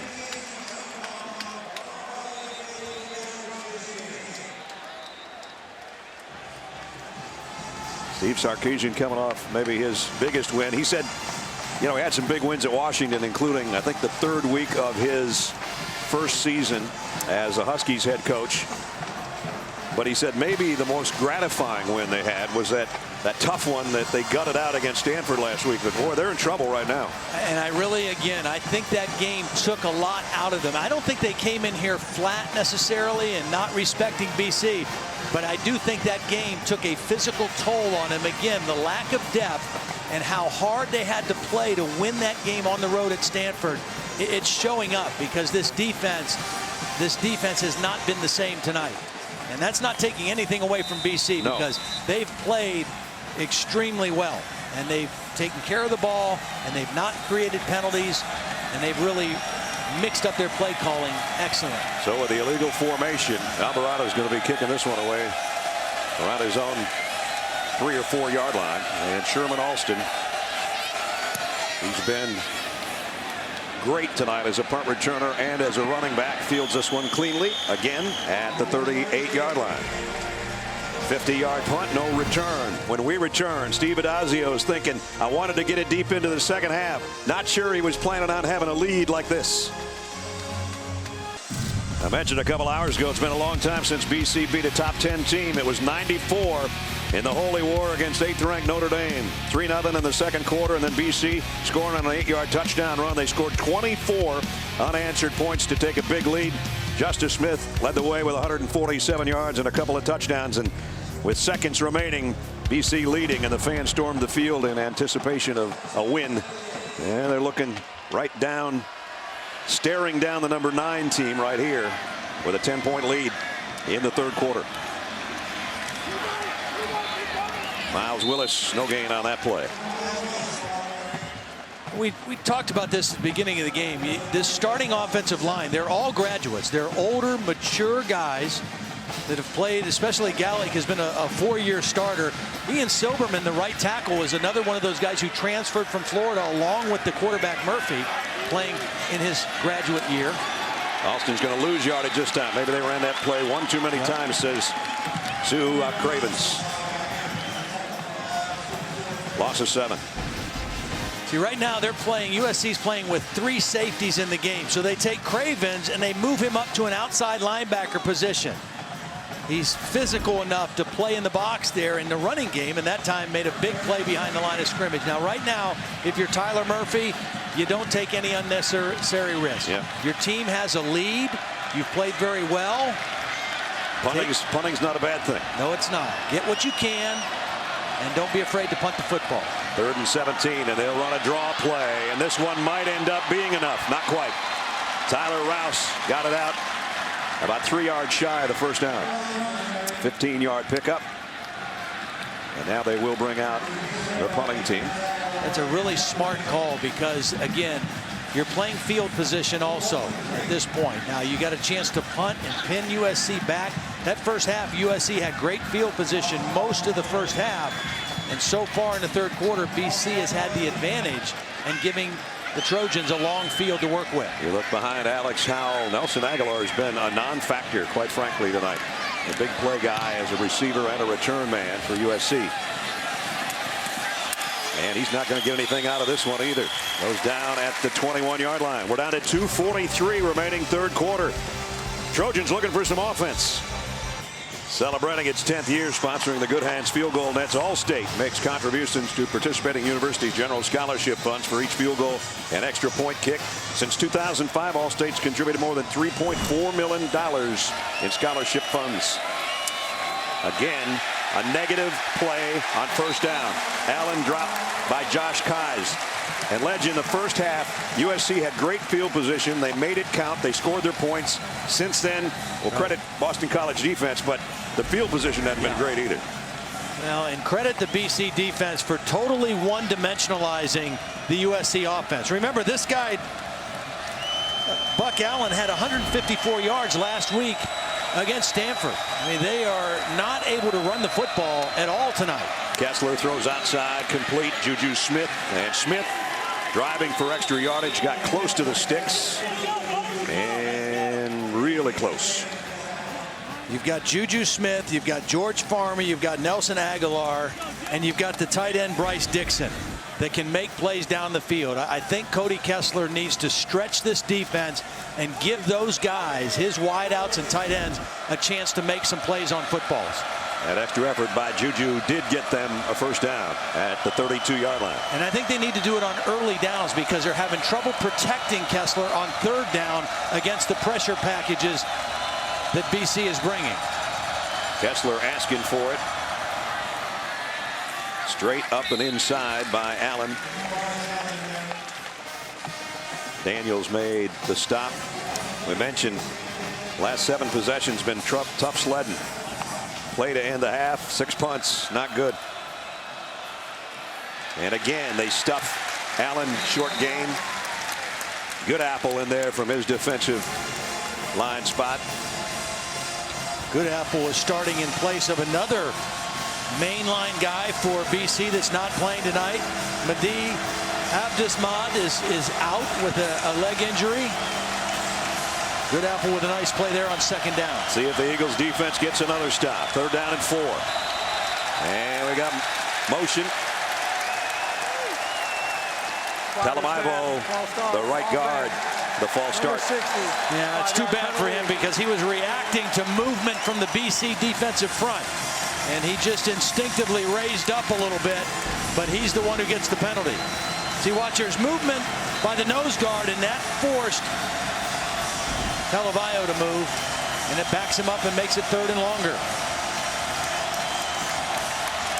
Almost 9 to go on 3rd down. Kessler off play action, in trouble and going down again. Matt Milano with a sack. That time USC tried to counter the pressure by going with extra protection. They kept the tight end in. They kept the back in. They went max protection to try to give Cody Kessler time to throw the ball downfield, and he still wasn't able to find an opening, and the pocket still collapsed on it. Sacks coming from everywhere for Boston College. Alvarado, Alston fair catches it. Kid's got good hands. He's had some tough punts to field. Takes that one at the 32-yard line. Trojans are in trouble here late in the 3rd quarter. You're watching the ACC on ESPN as we are set to start the 4th quarter. Surprise, surprise. There's a scoring by quarters, and it's Boston College by 10 over the 9th-ranked team in the country as we enter quarter number 4. I think in this 4th quarter, it's important that BC does not change and start playing to not lose. I think they have to stay aggressive on both sides of the ball and continue to play this like it's a 3-point game instead of a 10-point game right now. Would be the biggest win in that man's 1 year plus 3-game stint here at Boston College. 2nd down and 7. Tyler Murphy's been efficient. Play action here. On the run, firing, incomplete, and that one was touched by Chris Hawkins first. Nice play by the redshirt freshman corner. Yeah, he had a man open briefly, but because he was rolling and throwing that ball back towards the middle, it enabled Hawkins to make a play on it. It's a hard throw to make, rolling to your right, throwing back towards the middle to your left. A little bit dangerous throw as well. So the 3rd down conversions have not been great tonight for Boston College, and they got 3rd and 7 here. 3 wideouts to the right, and they move Bordner over in a wing on the left side. Murphy again running to his right. Throws in and out of the hands of his intended receiver. Wouldn't have been a 1st down anyway. And so that brings up 4th down. Pretty good stop by the USC defense that time. They get him into a 3rd and long situation. They're able to force him out of the pocket and then cut down his throwing lanes on both 2nd and 3rd down. And again, really good coverage by Pollard. He's got the only fresh legs out there for USC, having not played the first half. 8th punt of the night by Alex Howell. Aguilar camps under this one at the 20 and goes down again for a loss. The special teams have been pretty special tonight on punt coverage. John Johnson, nice play there. 2-yard loss after a 45-yard punt. Let's check in with Reese Davis. Reese, here at Alumni Stadium, a surprise, surprise, number 9, USC in a whole heap of trouble right now.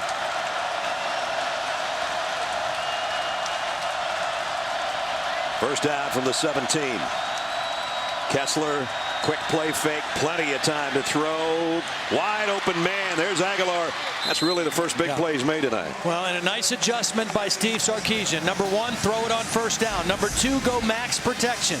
Keep your tight end in your back in and just release a couple receivers into the route. Protect your quarterback first and foremost and let him find somebody down the field. Aguilar got 17 on the reception. That moves it out to the 36-yard line. Kessler again comes back to maybe his 2nd receiver, and it's his favorite one. Aguilar again with a catch. This one a pickup of 8 or 9. Same thing. Keep a tight end in, keep your back in, just release 3 receivers in the route. They've had trouble protecting their quarterback, so you make the adjustment. You call more max protections and give him a cleaner pocket from which to work. Aguilar gets a breather. Darius Rogers comes in to take his spot. Now back to the ground game, and Allen is all wrapped up, and down he goes, and Josh Keyes has had a really good game, a senior linebacker. Remember, this is the same run defense that last week gave up over 300 yards rushing to Pittsburgh and over 200 yards to one guy. a completely different attitude and execution in the run defense tonight, and it all starts and ends with tackling. James Conner had 213 against him, but this is a different look tonight from the Eagles. USC only 2 out of 12 on their third down conversions. Kessler is flushed and going down again. And it's Kai's again, and there's probably going to be a holding call on top of it, which will be declined.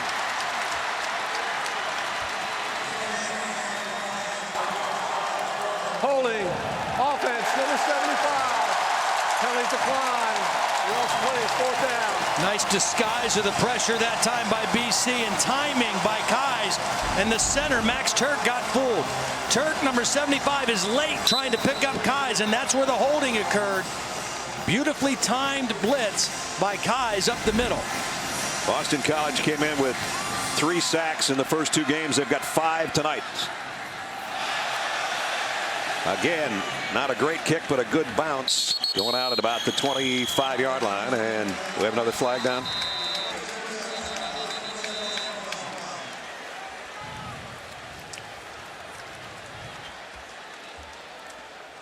Has Boston College had a penalty yet tonight? I don't think so.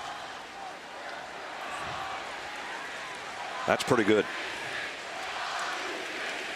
Now, USC earlier had 5 guys in the backfield on a punt. I don't know if that's going to be the same call here again. It looks like Jeff Heiser is telling Steve Sarkisian it's a holding call. One of the things that USC has not done well in the first 2 games is penalties. They've averaged 9.5 penalties per game and 82 yards of penalty yardage per game. Both of those ranked near the bottom in FBS so far early in the season. Before the kick, holding. Defense, number 13, 10 yards, still 4th down. So it's still 4th down despite the holding call and the walk-off. And we'll just have to do it all again. Yeah. Well, there's our first penalty for BC. Just when you asked if they had none. They were due. They were. Any coach would take 3 quarters and 2.5 minutes without a penalty on any night of the week. Now Chris Alvarado, hopefully his leg's not going to fall off before the night's over. Here's another punt. Straight up in the air with this one. And Alston's got to really run up on it. And again makes a nice catch at the 28-yard line. 27-17, Boston College. A journey to the next great championship in sports. ESPN, home of the new college football playoff. New Year's will never be the same. Time for tonight's Aflac trivia question for you. This is the first year of that college football playoff, but who won the first BCS national championship? Think that one over. 28-yard line, 1st down, Boston College with a 10-point lead. And it's Murphy on the edge. Tyler Murphy down the sideline, cuts back to the middle of the field and into USC territory. And he got away from the All-American. Leonard Williams was the last line of defense when the quarterback kept the football, and he was able to elude him and turn it into a big gain. And I think this possession is really important for Boston College. I don't know that this 10-point lead is enough, but they also need to land a few more body blows to this front of the USC defense with that running game. What a way to start it. 26 yards. They're averaging 10 yards a pop on 1st down. And now it's Murphy again. And again he gets the corner and he's got a bunch. Great cutback. Murphy to the 20. Now this time Leonard Williams crashed and tackled the back. And another good decision by Tyler Murphy in the run game. He got away from him on the first play. This time he's going to crash down inside and tackle the back. And Murphy keeps it and runs outside. Really good execution and decision making on the zone read by Tyler Murphy. Tyler Murphy's got 53 yards on the last 2 carries. 26 and then 27. And he's got him at the red zone at the 20 of USC again. Now into the middle of the pile goes Hilliman for a couple, maybe 3. Yeah, and it's only 3 yards, but again, it's one of those body blows. It's that line coming off the ball, hitting this defensive line, knocking them back a little bit, trying to take their legs away, just like a boxer would. Body blows, work the body, take that guy's legs away. Floyd Mayweather should concern himself with that later on tonight if he's not already in the ring. Down at 10:45 to play. Boy, any kind of score here is huge for the Eagles. Hilliman. And again, he blasts his way down close to a first down. This is exactly what BC needed on this drive. They're in scoring territory. I think they need one more score to be in a position to pull the upset.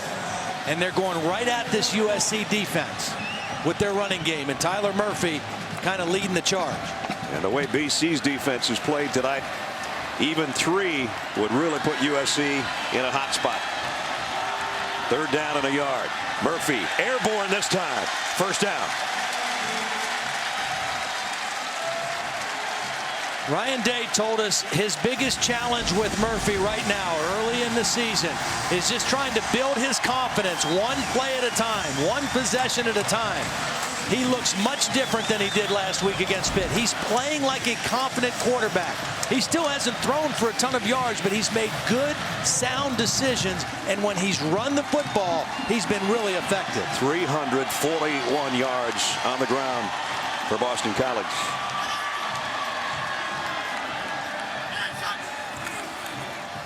Hilliman cuts it outside. Well, a gap closed in a hurry, but there was a nice hole over there, and Pollard, one of the fresher guys, as we said, who didn't play in the first half, made the tackle. Again, how impressive is that 341 now plus a few more yards rushing? Stanford, notorious for running the football, 127 yards or 128 yards last week in the game against this USC defense. Boston College has pushed them all over the field tonight. 2nd down and goal at the 7.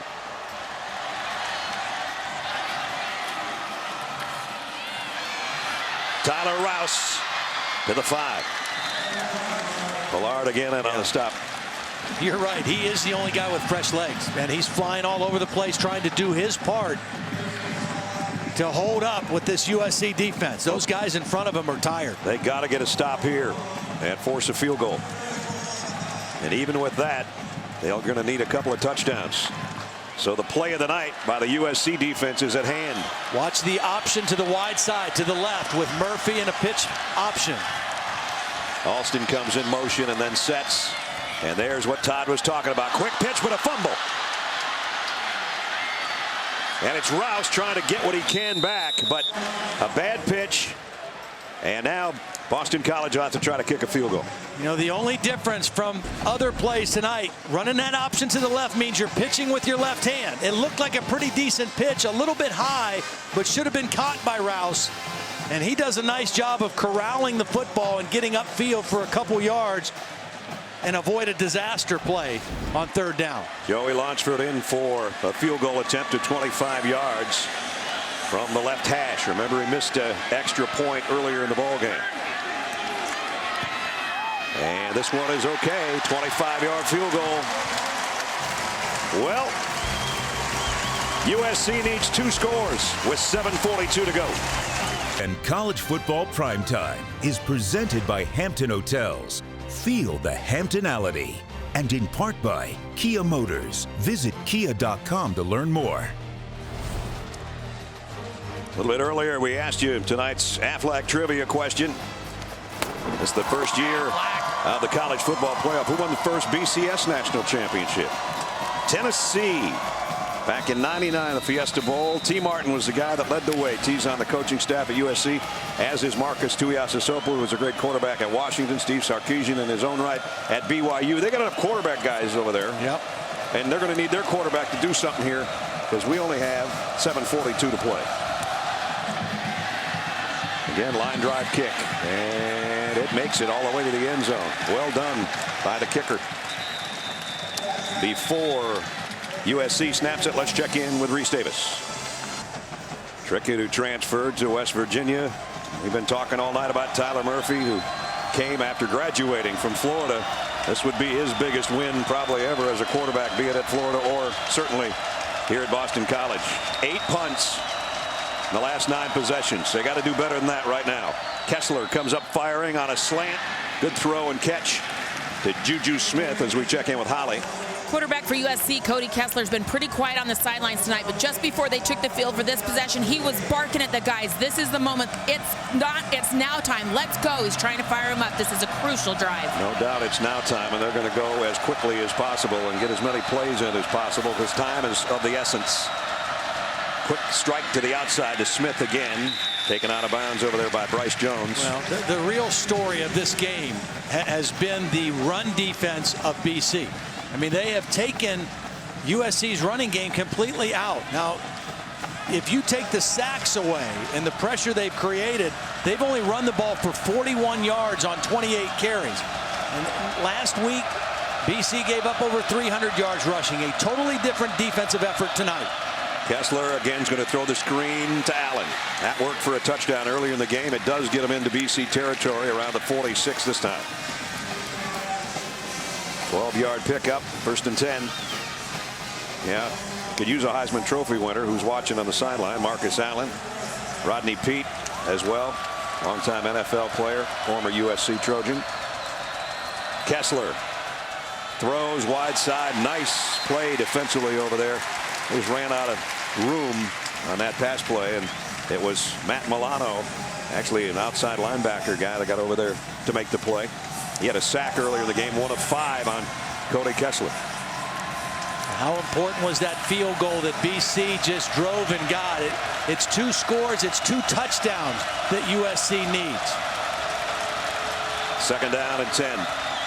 Kessler looks left, comes back to the right to Smith, but it's only a short gain, and as Bryce Jones holding on again. It's a short gain, and BC right now is saying, we'll let you catch the ball in front of us.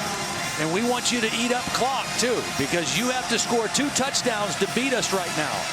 So we're going to let you work clock, and we're going to not let something go over our heads for a quick, easy touchdown. We're going to make you move the ball down the field and earn it. 4 third-down plays in the second half have ended up being sacks. Buck Allen breaks into the secondary and a 1st down USC. Nice job calling a run play on that 3rd down play. BC's done a great job getting pressure on the quarterback on 3rd down.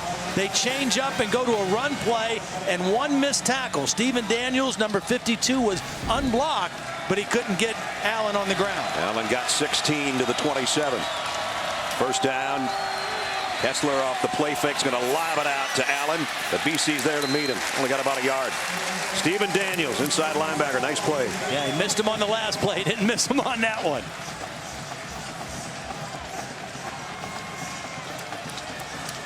USC trying to hurry up, but they're looking to the sideline to get the play call from Steve Sarkisian and Cody Kessler, 34. Even BC able to substitute defensive linemen, run new guys in, give their starters a break. USC unable to do that with their lack of depth.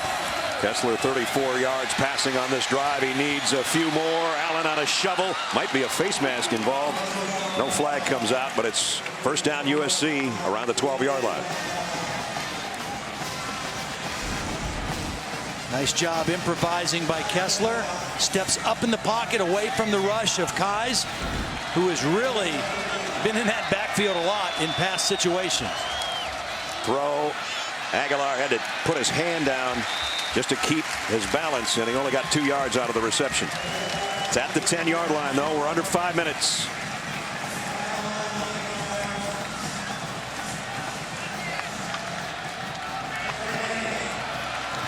Buck Allen trying to get a breather on the sideline. Meanwhile, Cody Kessler in the gun. They can get a 1st down at the 2-yard line. Kessler throws wide open. Aguilar, touchdown. He came out of the backfield. BC did not account for him. A different formation. They took Aguilar and lined him up in the backfield. And when they released him, nobody picked him up. Really caught the BC defense off guard. There's Aguilar, goes out of the backfield, and nobody picks him up. And that's a mistake when the key receiver for USC is unguarded in the red zone. So with 4:32 remaining, They got what they needed, a long drive capped by a touchdown. And Hadari in for the point after. And it's good. And we still might have some fireworks in the next 4:32. Nelson Aguilar. The third touchdown pass off the right arm of Cody Kessler, and 9th-ranked USC not going away. Welcome back to ESPN's College Football Primetime, presented by Hampton Hotels. USC jumping around over there. They cut it to 6. I'm not sure I'd waste that much energy if I was those guys. Tomorrow night, Nelson Cruz and the Orioles host Derek Jeter and the Yankees. American League East showdown on Sunday Night Baseball, presented by Taco Bell. Yankees and Orioles tomorrow night, 8 Eastern on ESPN and live on Watch ESPN. Brad Nessler, Todd Blackledge, Holly Rowe, and our ESPN crew. Well, if you're USC and you want to prove that you're back and deserve to be among the elite in college football, now is your time to answer the call, even though you've been outplayed. Myles Willis from the 7-yard line on the high kick. Willis, the tailback, taking it all the way to the far side and got out around the 27, maybe the 28-yard line. Check in with Holly. Well, they might be tired, but the defensive front for the Trojans trying to find some energy right now. They were all bouncing around, jumping around. You saw even big Antoine Woods, 325, was dancing a little bit right there. And guys, more importantly, when they just took the field right now, they all ran out there. The last several times they've been walking, they were tired. They are trying to manufacture juice right now to try to close out this game. Well, their offense gave them a 3-minute and 10-second rest on that 75-yard drive, so maybe they have something left in the tank. In a perfect scenario, they'd get a 3-and-out here. Both teams with 3 timeouts. First down is huge. And it's pretty big for Hilliman. Yep, that's a win for BC.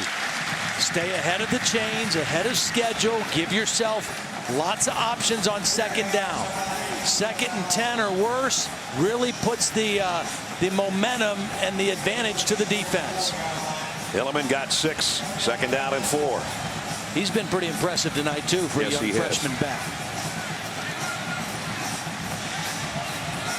BC taking their time, but they don't want to lose their aggressiveness once they break the huddle and come to the line of scrimmage. We're under 4 minutes on this snap.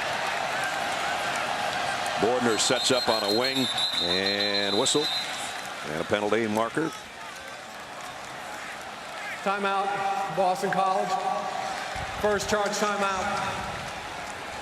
I don't know if they didn't like the look of their set there or whatever, but Steve Addazio took the timeout with 3:42 remaining in the game. We'll take the timeout with him.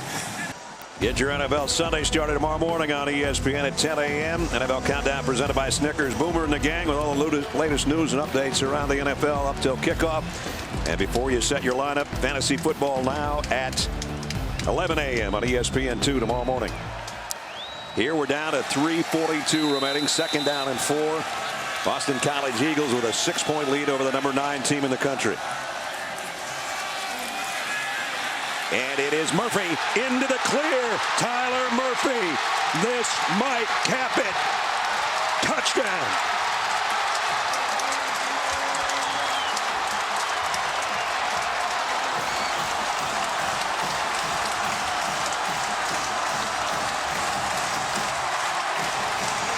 What a run. 66 yards for the score.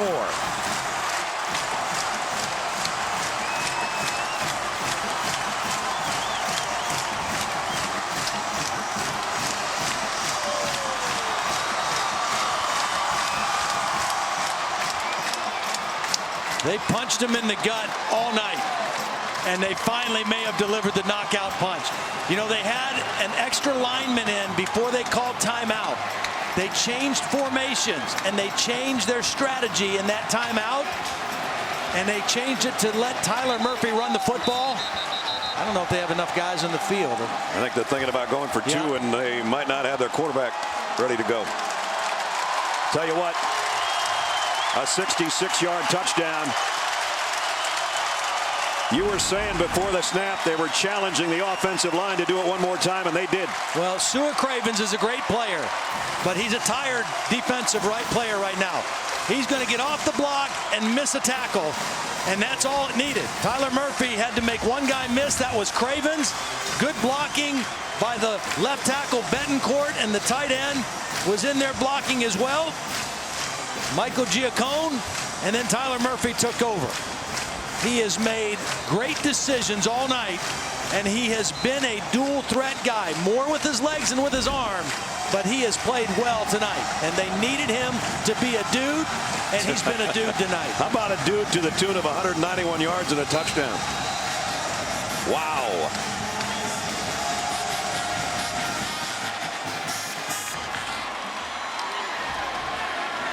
Trying to make it 38-24. Murphy rolls to throw, fires, got his man. 2-pointers good to Dan Crimmins. Murphy's Law tonight in reverse. Yeah, little pick play. They got away with it. You know, there was contact. The guy responsible for Crimmins gets picked off on the inside. There's the contact. Nobody gets out with Crimmins. And they get it.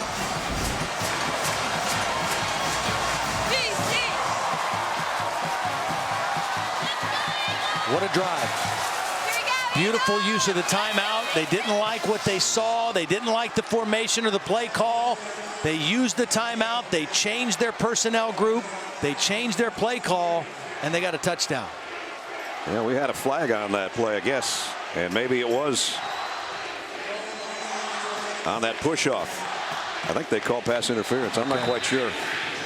At any rate, now they're going for an extra point that's a mile away for Lonsford, considering he's kicked some of them this year.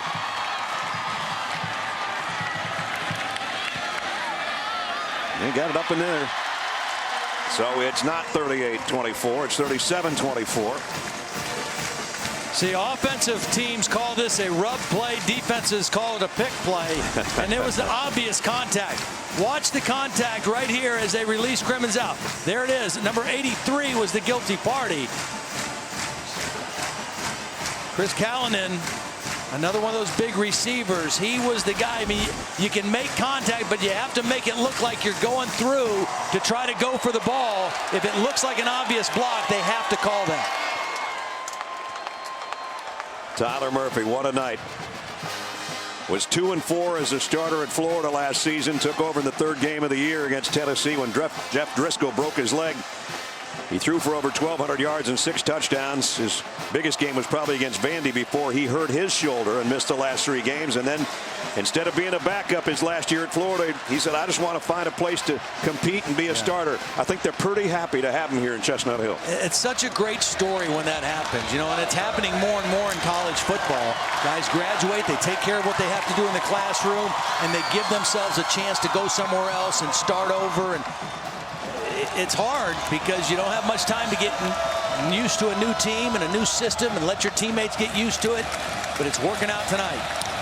Again, a line drive kick. Howell taken by one of the up men at the 18-yard line, and that is Aguilar. Don't look out for Nelson, but they run him out on the far side at the 34-yard line. Let's take a look at tonight's Good Hands play, brought to you by Allstate. Well, Tyler Murphy has done a great job of running the option tonight. This time his eyes are on the read. It tells him to keep it. They close on the back. He gets outside, and he takes it all the way for the touchdown. Good job faking the play, pulling the ball, eyes in the right place. Gets the block from Betancourt, gets the block from his tight ends, and is off to the end zone. What a great shot by our guys to show you that mesh point and the fact that he just yanked that baby right away from Hilliman and took it 66 yards for a touchdown. Now the pressure's on Cody Kessler, who has 3 touchdown passes tonight, and he needs some more. Needs a couple more. Juju Smith. USC has 3 timeouts and 3 minutes and change to work with.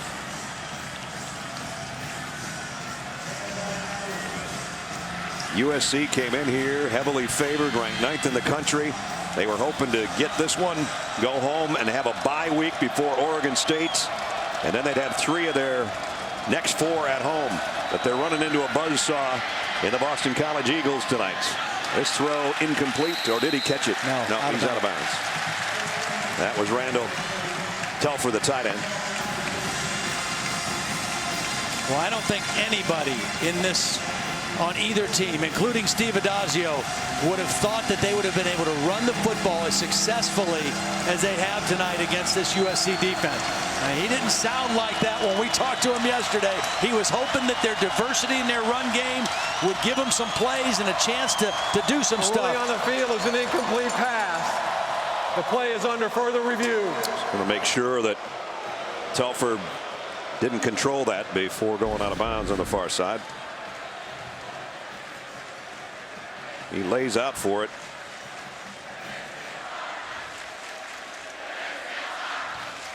Dave Katai up here in the booth with us. What do you think, Dave? It looks like an incomplete pass. It's going to stand at the very least. I don't think he has control in bounds. Tom Zamorski is our replay official, so they're taking a look at it upstairs. Every play is vital right now if you're a USC fan.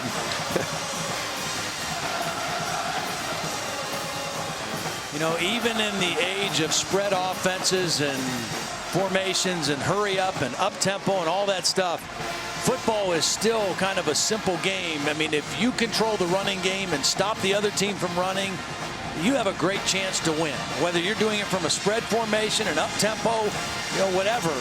And tonight, that's been the difference. BC has run the football with great success, and they have stuffed the USC running game, and they've made them one-dimensional, and that's why they're in position to pull one of the biggest upsets in school history. I guess what you're trying to say is if you rock off the ball and you smack somebody in the mouth, in the face, yeah, you have to.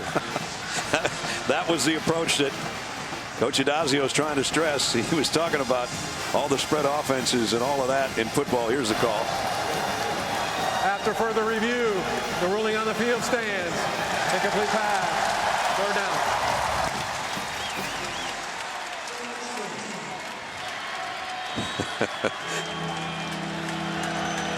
He just likes to watch blocking and tackling as a old offensive line coach. He says some of the football that he watches now makes him sick. Well, he's not going to be sick tonight if this thing holds up in the next 2:45. Kessler fires. Nice catch. Aguilar's thrown back, but he got first down out at midfield. That one was a hair behind him, but he snatched it and got out to midfield. First down, USC. Clock stops as they move the chains, and now they wind it again. 3 wideouts to the top of your screen. Kessler's looking back the other way, actually, and comes back to Allen out of the backfield, but he only got a couple. Yeah. And the other thing that BC's defense has done, in addition to stopping the run, they've not given up the big, easy play over their head. They've allowed passes to be completed underneath. They gave up the long screen, but that was a short throw that turned into a long run. They have not given up easy plays down the field. At the 2-minute mark, Kessler fires and complete again. Tipped to one out of bounds at the 32, his favorite target. One more time. Got him 156, 16-yard pass play. Aguilar's going to take a breather. Likewise, Tefler, the tight end, goes out. So all 3 receivers this time will be to the left of Cody Kessler. Comes back out of the backfield to Allen, but he's run out right at the line of scrimmage. Mike Trezak, the outside linebacker, good play, staying home to make the stop. Well, if you're USC, you have all 3 of your timeouts. You're thinking if you get a score here, you're almost certainly looking at an onside kick. Aguilar back in there after a 1-play breather. Kessler deep on the sideline. Caught. Nope. Dropped. Juju Smith. If he'd have gotten that a little more to his back shoulder, he might have had a better play on it. Should have had it anyway. That should be a catch. And that's where you want to throw that. Give your guy a chance. He goes up, times his jump. Defender out of position. Bryce Jones just don't come down with the catch. Well, it's 3rd and 9, but it's 2-down territory for USC.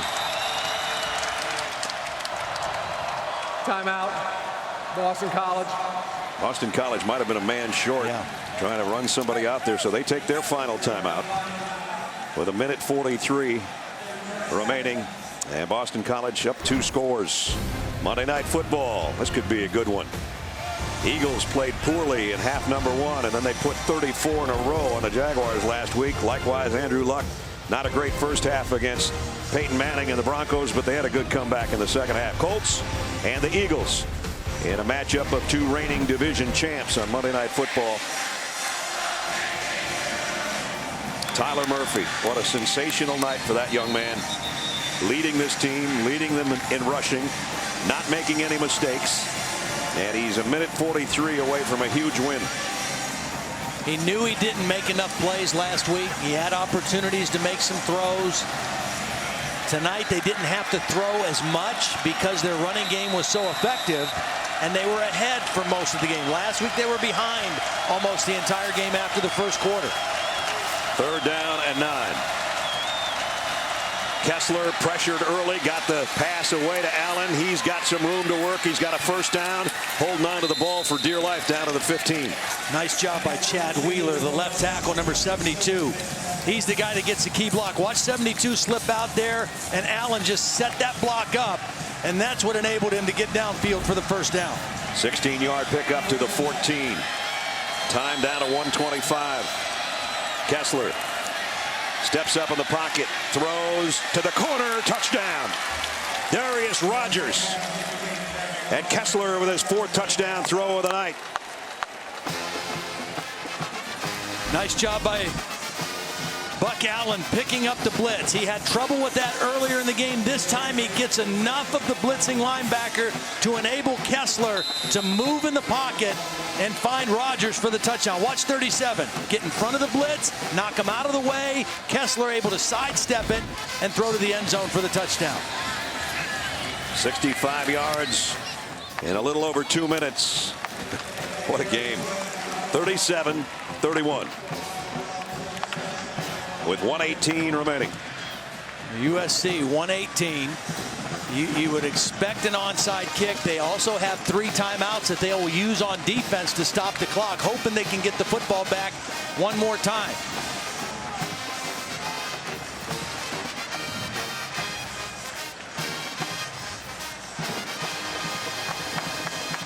Been pretty impressed with Kessler too. He's kept his composure, kept his poise. Great numbers. Yep. Yeah. Without a running game. Great numbers.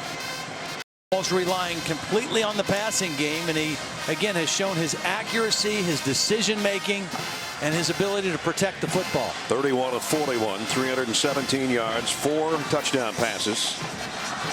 But it may not be enough unless they can get the ball back. Trailing by 6. So special teams so important.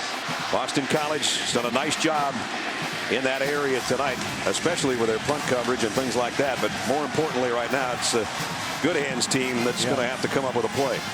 A lot of little guys out there.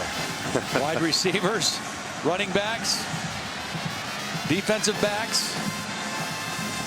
And Andre Hadari, who was put on the spot last week with a career-long field goal that beat Stanford. And now he wants one that doesn't go through the uprights. He wants it to squirt through somebody's hands right here. Well, you want to kick it so it'll bounce high.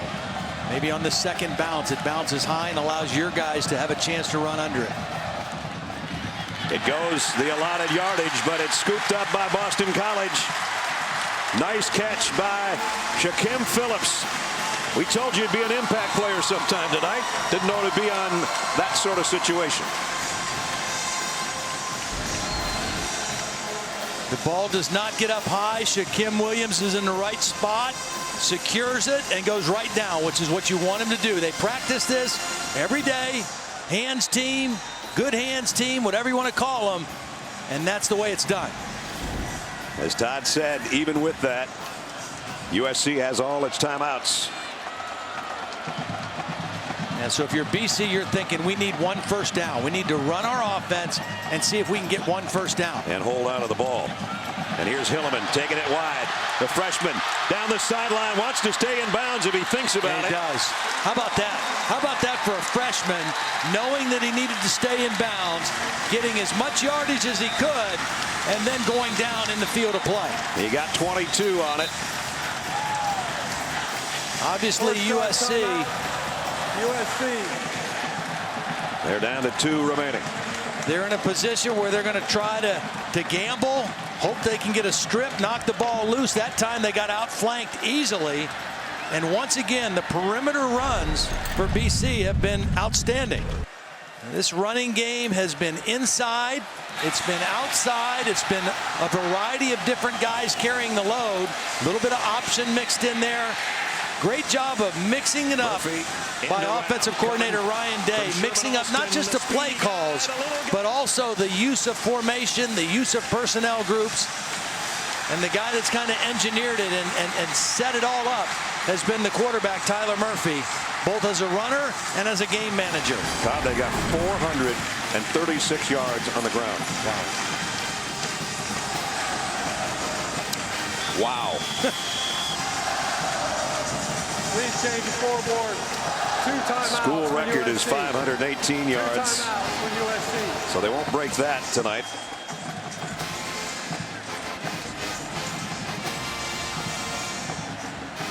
USC had been 4-0 in this series. One of the first times USC was ever on ESPN was back in '88 when they came all the way over here and won the game. This doesn't look like it's going to be as good a trip. You can't say enough about this offensive line. Seth Betancourt, the left tackle, Bobby Vardero, left guard, Andy Gallick, center, Aaron Kramer, the right guard, Ian Silverman, the right tackle, plus a whole slew of tight ends that have been there in there as well. It's about time we gave those big eaters some love by name. We've been talking about how they've been opening great holes tonight. USC. And USC takes its second timeout with 1:02 to go. There's that group right there. All grad students. Yep. A lot of experience, a lot of guys that have played a lot of ball, and they're smart. And they got a center in there, and Gallick, who's a Remington Trophy candidate and a captain. Victories over top 10 teams when you're not ranked. They've only had 5. They're a minute away from number 6. Football's a funny game. College football is a funny game. 18 to 22-year-old kids, you just don't know what you're going to get from one week to the next.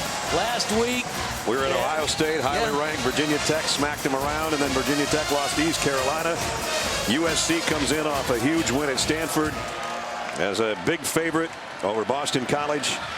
And the Eagles are about ready to pull off one of their great wins in school history. Hilliman cuts it to the outside again. Hilliman puts his head down, his shoulder down, and gets it down around the 7-yard line. Well, I think that Steve Addazio, in addition to being thrilled with the way his offensive line has played, has found his big back. He said he wanted to run this guy more tonight. He wants a big back. That's how he wants to run the football. And Hilliman has been very impressive. The freshman out of Plainfield, New Jersey. He's given himself a little fist pump on the way to the sideline as he's getting mauled by the coaches and teammates. And now it's a victory formation here. Tyler Murphy will take a knee. How about this? On a red bandana night, it's going to be a red letter day for Boston College. What a win. They're already starting to put the goalpost down. Wait a minute, we got to snap it one more time.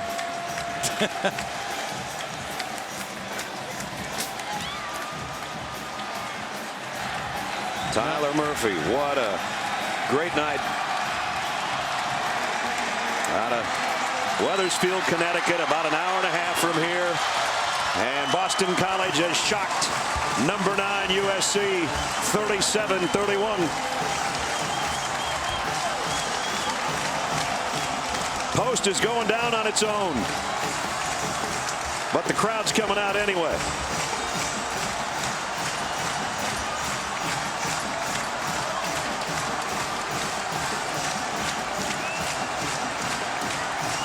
This is what makes college football so fun. So we go down to Holly.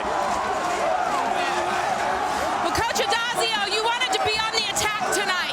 How did that mindset help you get this win? Our kids just really made a decision that they're going to dig really deep today. And I'm really proud of the way they played with great effort. And we're proud for the Crowther family that we're able to get this win here tonight. On this night, when your team is wearing the badge of courage and selflessness, does this win mean more? I couldn't hear you, Holly. How important is the win on tonight's night where you're honoring such a young man? He represents what BC is all about, service for all. And that he had the ultimate service. He laid his life down to save others. That's what it's all about. And it was really impactful to our team. Coach, we talked to you yesterday. You weren't sure if you could run the ball on this defense. How were you able to do it so effectively? We just tried to attack them a little differently in the run game, and then we were able to wear it down a little bit and hit some power run game, but we had to make sure the coaches did a great job, and the players, our players just really played. And lastly, Tyler Murphy, the decisions he made, whether to pull it, whether to run it, how did he do that? Tyler's really was a big-time player today. He managed this game, he made big plays, he made great decisions. I'm really proud of him. Thank you, Coach. Way to be a dude. Hey, Tyler, it's great to be a dude. Want to win his biggest one in his second year as a head coach here at Boston College. The Eagles pull an upset. 37-31 is the final. And the number 9 team in the country goes down to defeat for the first time. For Todd Blackledge and Holly Rowe, Brad Nessler saying we'll be back with more from Chestnut Hill. But right now, let's send it to SportsCenter.